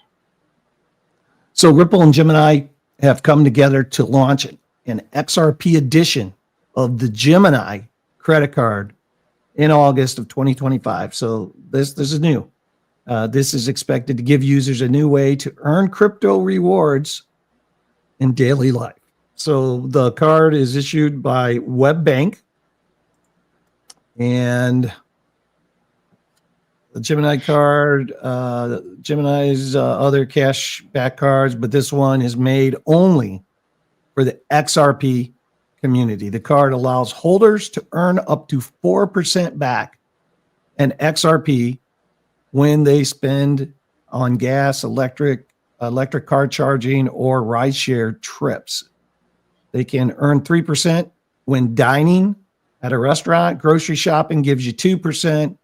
And all other spending earns 1%. So they've kind of, hey, you're going to earn the most when you spend it on gas, electric car charging, or rideshare trips. So we're out in Vegas, we're Ubering, use the XRP card, boom, you get 4% XRP back. Gemini also said it would work with some merchants to offer as much as 10% back in XRP on certain purchases. And then of course Gemini, this was their post. I don't know why I can't get this thing to move down. I need a mouse, Dave Digital. There's the actual post. Meet the Gemini credit card, XRP edition, designed for enthusiasts. So if you're not following Gemini right there, you can click follow. But yeah, interesting. So here we go again. Lots of Bitcoin cards coming out. Now we have an XRP card coming out. What's your guys' take on that? What do you think about that, Red Man? I think that it's part of Gemini's plan to continue making crypto accessible and usable in daily life. I mean, that's the biggest thing, right? Plus, it's also a low barrier way for normies to get in and start accumulating XRP. I mean, this is perfect. I mean, from like a marketing standpoint, it's outstanding, right? It's going to grow XRP if RLUSD grows. If that thing pops off, you're just going to get more consumer friendly products from Ripple. XRP to $1 basically is what I'm trying to say. I mean, it could happen. I don't know when, but it could definitely happen if they keep on putting out stuff like this and people keep accumulating. It's just going to make the price of XRP go up. But I know there's some XRP haters out there, but I love seeing this kind of stuff. This is what's going to spur mass adoption right here. Reward people for using a crypto credit card. It's that simple. If it worked for these guys, it can work for them. Exactly. Those guys figured it out. Now Ripple's taking that and putting it in their playbook, and they've teamed up with Gemini, and I'm excited about it. I think it's a great idea. So when BlockFi came out with their crypto-backed credit card, I went in. I always pay my credit cards off every month, so when they went down, I didn't get hit. But what I did lose all of the rewards, the Bitcoin rewards. So they'd pay you the cash back in Bitcoin. I did lose that, but I didn't lose any money. Like, that was the reward money. I mean, so technically it was mine, but it was none of my principal, right? And then I do have a Ruby card from crypto.com from way back, like in 21, I think I got that. Either 20 or 21, whenever that came out. I do have the Ruby reward card. And of course, Coinbase had one of the first cards. And now Coinbase has their new card. I'm on the whitelist for it, but I think some of them are rolling out right now, which is Bitcoin back. Coinbase's own card. Fold is a Bitcoin credit card. What is it? Fold, FOLD, I Yeah. think is what it is. Fold. We're not paid by them. We're not sponsored that by means any of these people. We're basically just giving you guys some alpha that we found out. That's all. Right. Yeah. Yeah. No sponsorship. We're not backed by. Yeah. Good point. We're just throwing out the newest news here. Do your own research for sure. One thing I do like, Crash, about Crow is that, like, their app was pretty interactive. You could go in and you could always collect, kind of like CoinGecko, where I go in every day and collect my what are those, marbles or whatever they Reward are. diamonds that they got over there. They have the diamonds over there, and they came out with the integration of the NFTs a few years ago, and that's all cool stuff. What I didn't never like about crypto.com was, in the very beginning, you could buy with a credit card.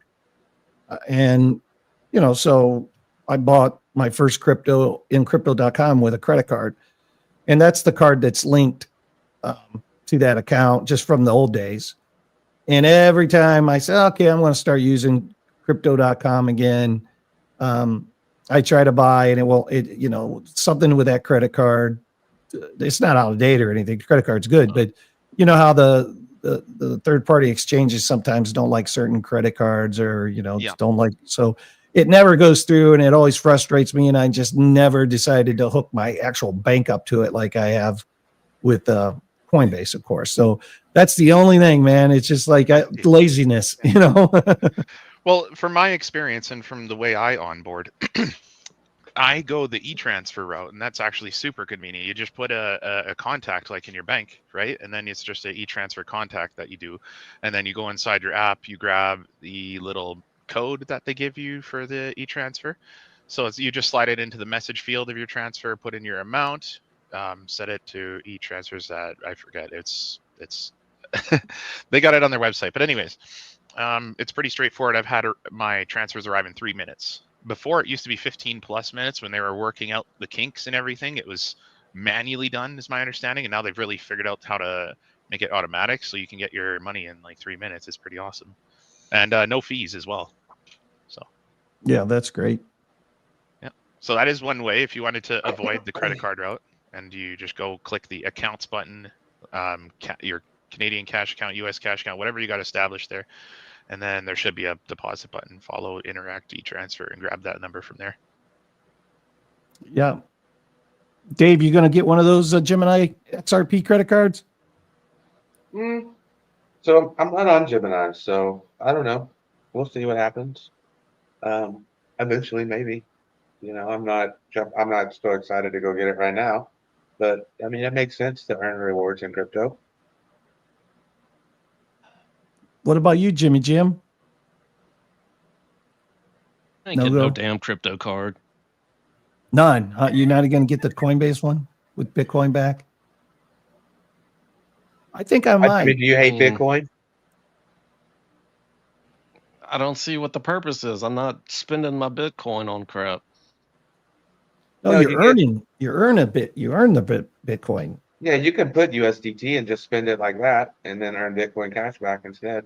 So you go to, you know how we get points for like going to our hotels, right? So I use my Hilton card or Courtyard card or whatever it is, the Bon Voyage, and you get all the points, and you could get free rooms later on using the points. Well, this you go and do that, and you get actually Bitcoin back. And I was like, man, I mean, I gotta weigh that out. That's pretty powerful, you know. And you Man, but spend I need my $1,000 Mickey and you get bucks. 4% XRP rewards. What'd you say, What'd Jimmy? you say you get Mickey bucks? I said I need my Mickey bucks Oh yeah, Jimmy gets a on my Disney card. Disney card. Oh. Yeah. Okay. I might Yeah. have to weigh it. I do have the Coinbase card. I've had it for a while. I just haven't been using it. I think I put it in my drawer. Hadn't really used it. I used it for a little bit, but No, this is I the s- new one, Tony. So everybody, Oh. yeah, if you have the old blue card or whatever, this is a new card. And it should have Yeah. been in your app. Like I've been on that waiting list for a while now. I haven't updated to see if like it's saying that I'm good yet, but like last month or earlier this month, it said you're good. You're on the waiting list when we launch it. But then I'm seeing and hearing that people have gotten their card now. So Gotcha. Yeah, I still yeah. have the blue card. Yeah, that's the old one. I still focus on my travel rewards though. Yeah. Hey, K Dig, good to see you, buddy. What do you got going on here? Oh, okay. Oh, K Dig's doing some accounting work there. It looks like the chat's they're having their own conversation. They're just here, yeah, supporting us. That means we've arrived. We've arrived. Yeah, we've arrived. Oh man, let's see. State of Wyoming. Did you guys hear about this? State of Wyoming officially launched the first ever stable coin. It's called FRNT. I think I have a story on that. If you have one, let's see. BlackRock, crypto reporter. Yeah, this is it right here. Pull this up. Reporter. We'll go here. Why'd Wyoming make a I'm putting in stable my head. coin? To keep things steady. Dum-dum. Yeah. So, guys, this is just more positive news. Of course, Token 2049 is coming up too. I wish I was going to that. I mean, I just can't with the situation. But that would be a good one to go to. But Wyoming launches first ever state issued stablecoin, paving the way for public focused digital currency model.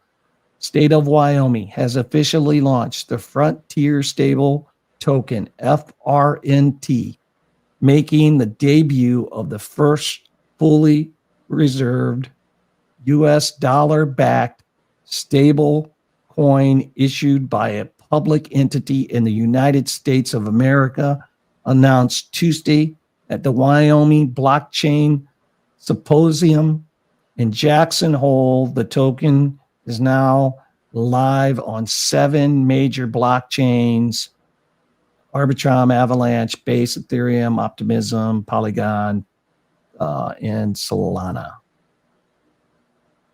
Now, see, this goes back to what that guy was saying about traditional finance seeing that the blockchain model, they got to they got to own some of this. They got to get in on this. And also, I don't see Cardano on that list, right? So it's like, this is happening underneath our feet right now. It's like happening, guys.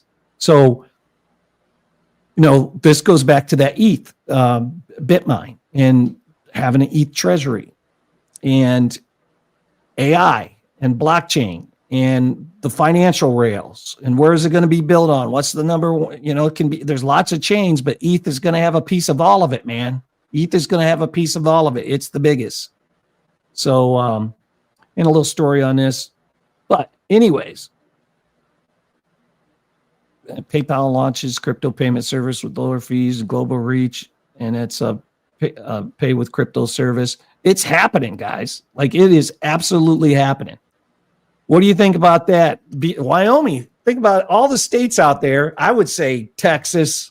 I would say Florida, Texas. What's another good one? Probably the Dakotas, because I know she's good governors up there. Maybe Charles is having an impact.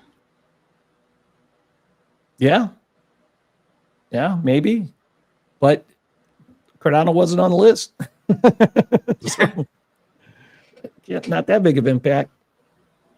Are the other stable coins on Cardano? USDT and USDC? I never switch over to them, so I guess I could go.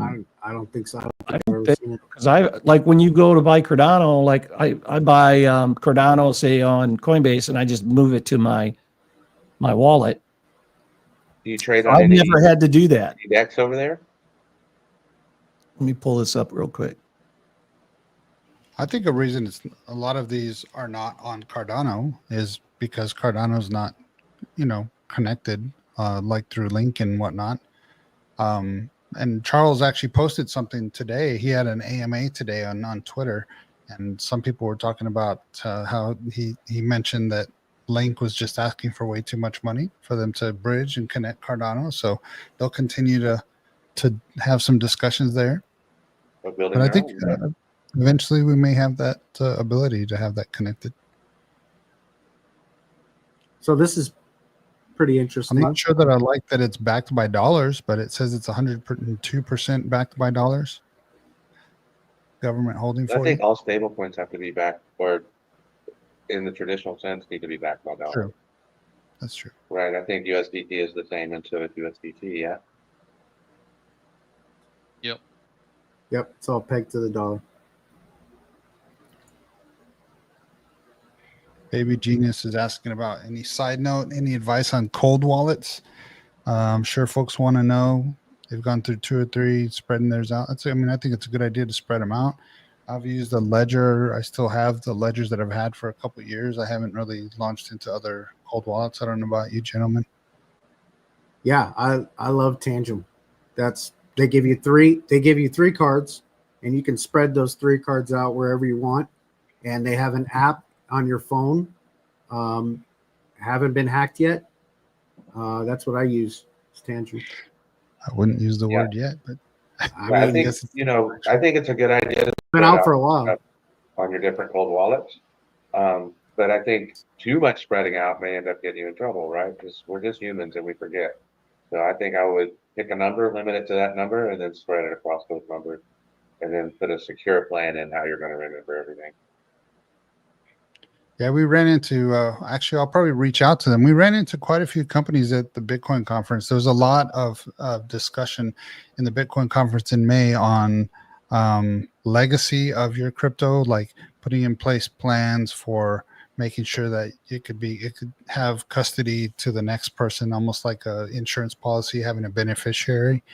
So there was quite a few companies that were starting that type of process. Some that were even doing like customer service, and I'm not shilling necessarily, but I'll continue to reach out to them, see if we can have them on either our X Space or our YouTube, and maybe just kind of help people understand how that can be of use potentially.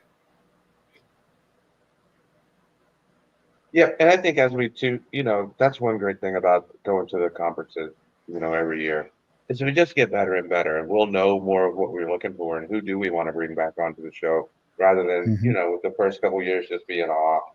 And eventually we'll just be more seasoned, and we'll be able to just kind of pick the people that we really do want to connect to, and that we're on the same page with, and we want to know more about.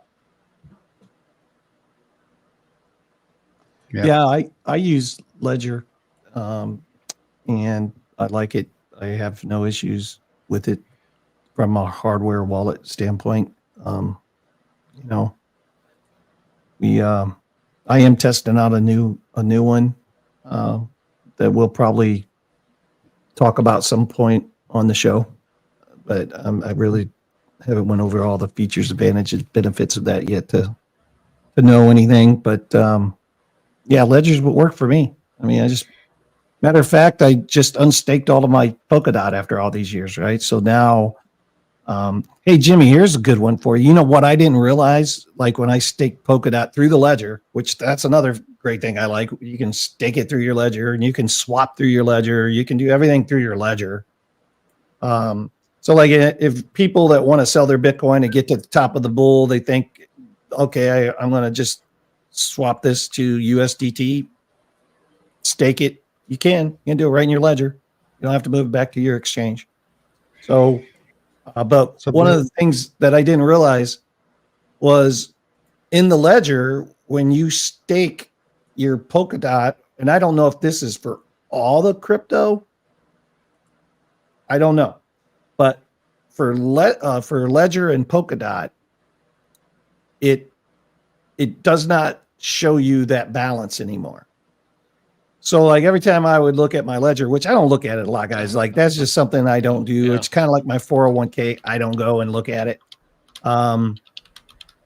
But when I went in to unstake it, I saw my balance and, you know, I was thinking, oh, it's good balance, you know, like because of my old Bitcoin's in there from 16.5 and my Ethereum from $850. And then, you know, it's really done well. Right. So I was in there and I unstaked it. And I realized that when I looked at there was a little dot in there and I was like, I got a lot more dot than that. Well, what was showing up was the dot that I was earning for the last 3 or 4 years.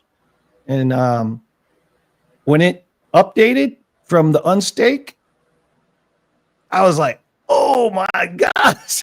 I was like, that balance, that wasn't part of the balance this whole time for the last 3 or 4 years. It was staked. So that balance was not showing up in my ledger. And I was like, oh my gosh, this is great, dude. I love this.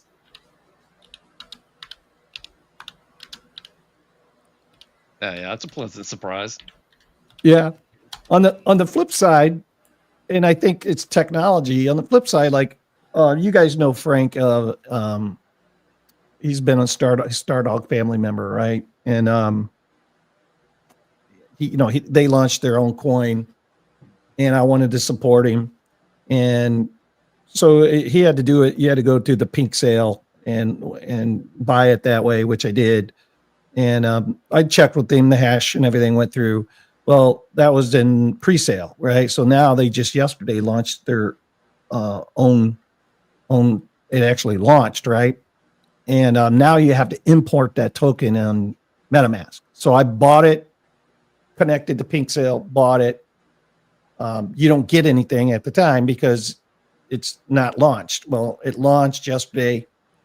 Now you can go and in MetaMask, you got to go to custom token.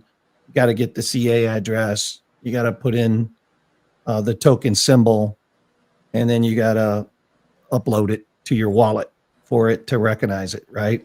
And like that whole thing, those processes, new people, they're not going to deal with all that stuff, right? Like if they're going to want to buy a new token, and that's where Phantom comes in and just made it so and pumped up fun. You know, they just made that whole retail experience so easy, right?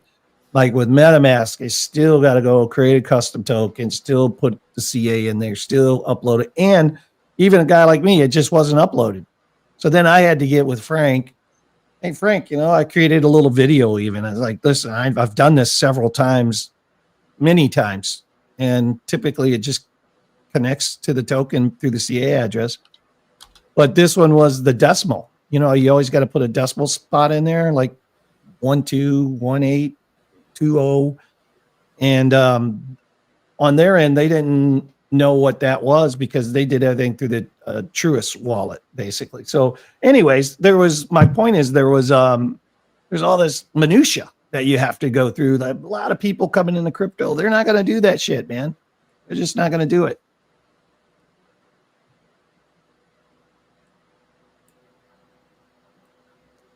I know. I just said a bad word. Yeah, that's why. Yeah.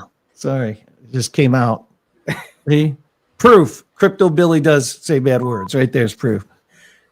Well, is it time, Jimmy? Is it time to wake the crowd up? I guess so.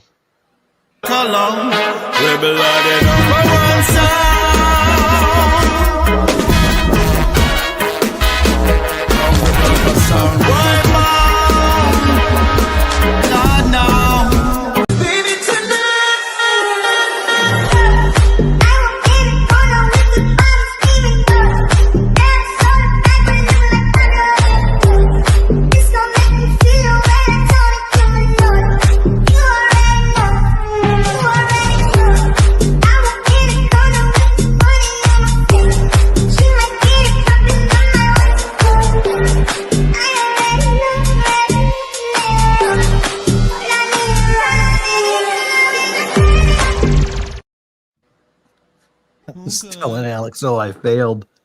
I failed. I failed my people, man. You had one job.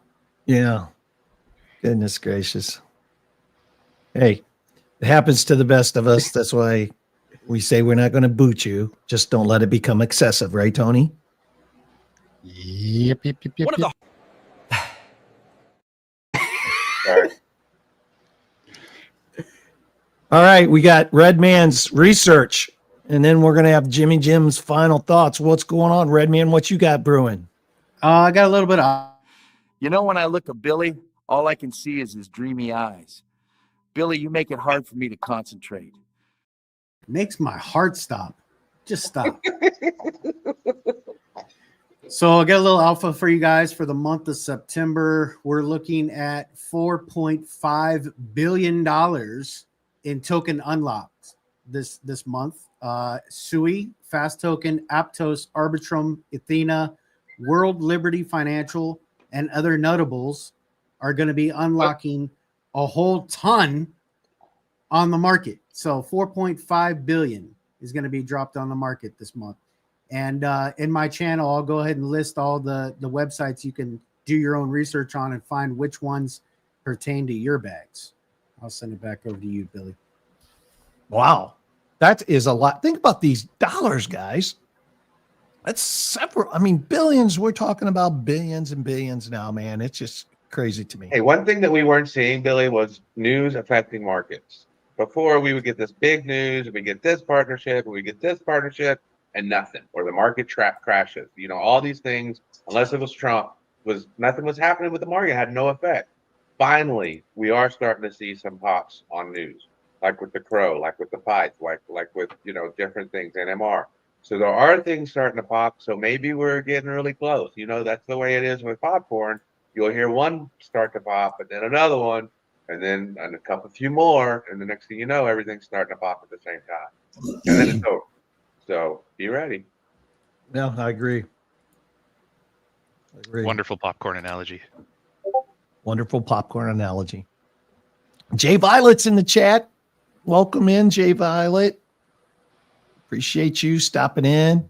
We got 100 people between X and YouTube checking us out today, so we appreciate you. We're wrapping the show up, and we always like to end the show with our favorite segment of the day, which is called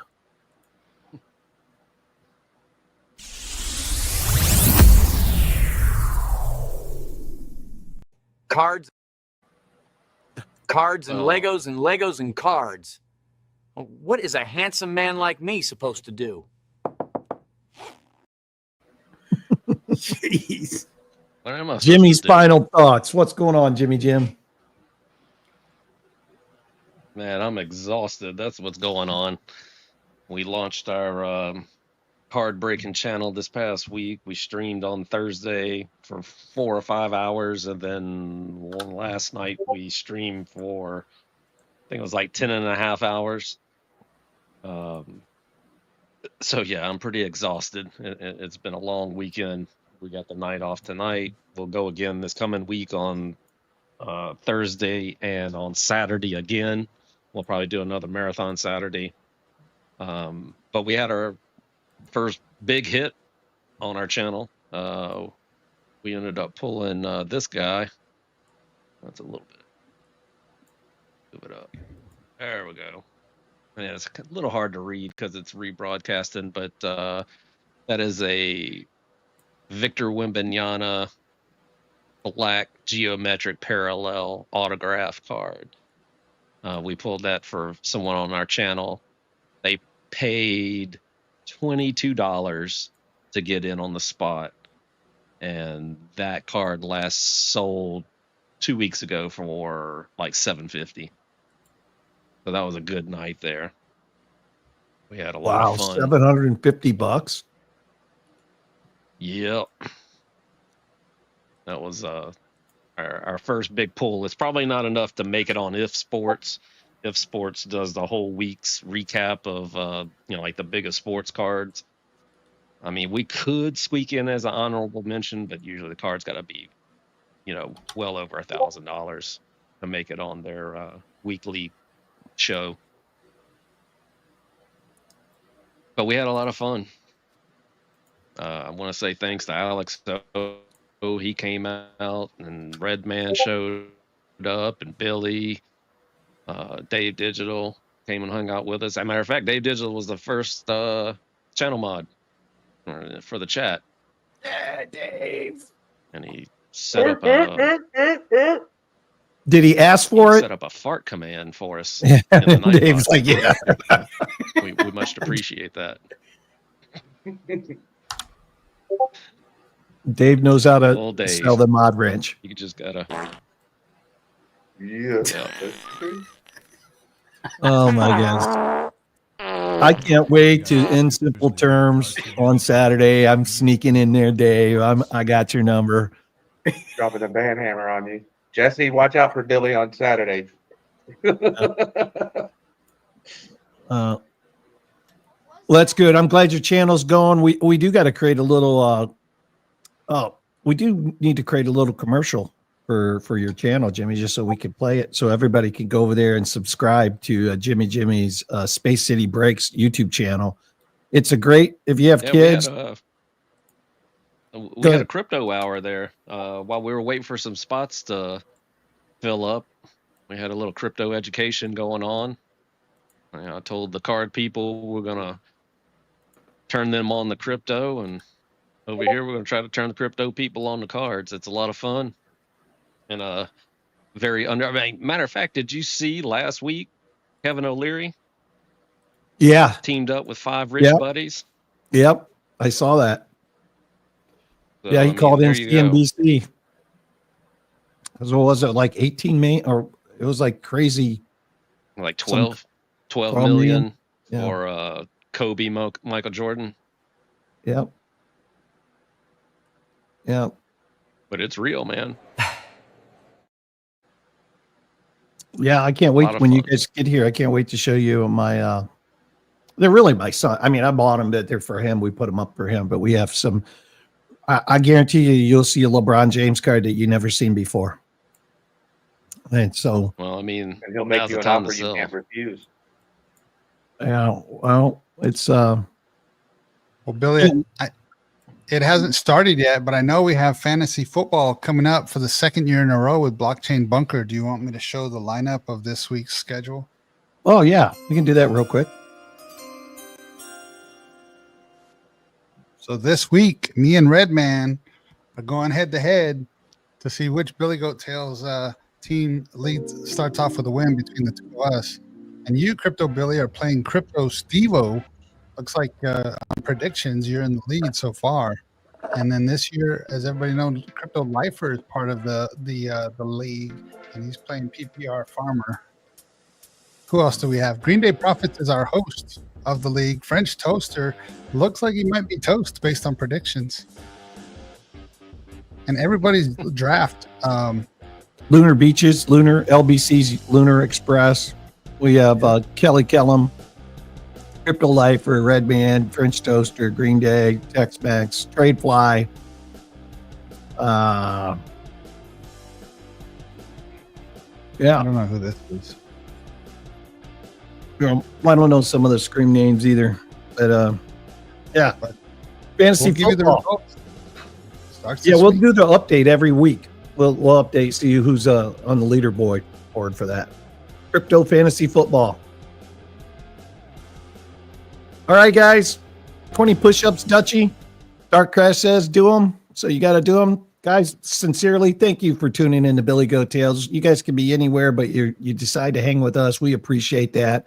Hopefully, we gave you a little more insights into some of the crypto action. Went over the charts. Crash did a great job. We had Alex O Crypto always doing us a fine job. Just givers game people that we just love to death. So thank you. Enjoy your Labor Day weekend tomorrow and have fun with the family. And remember, that's what it's all about, guys. So with that being said, we'll see you next Tuesday, 8 p.m. Eastern Standard Time. And as Dark Crash is saying, drink water.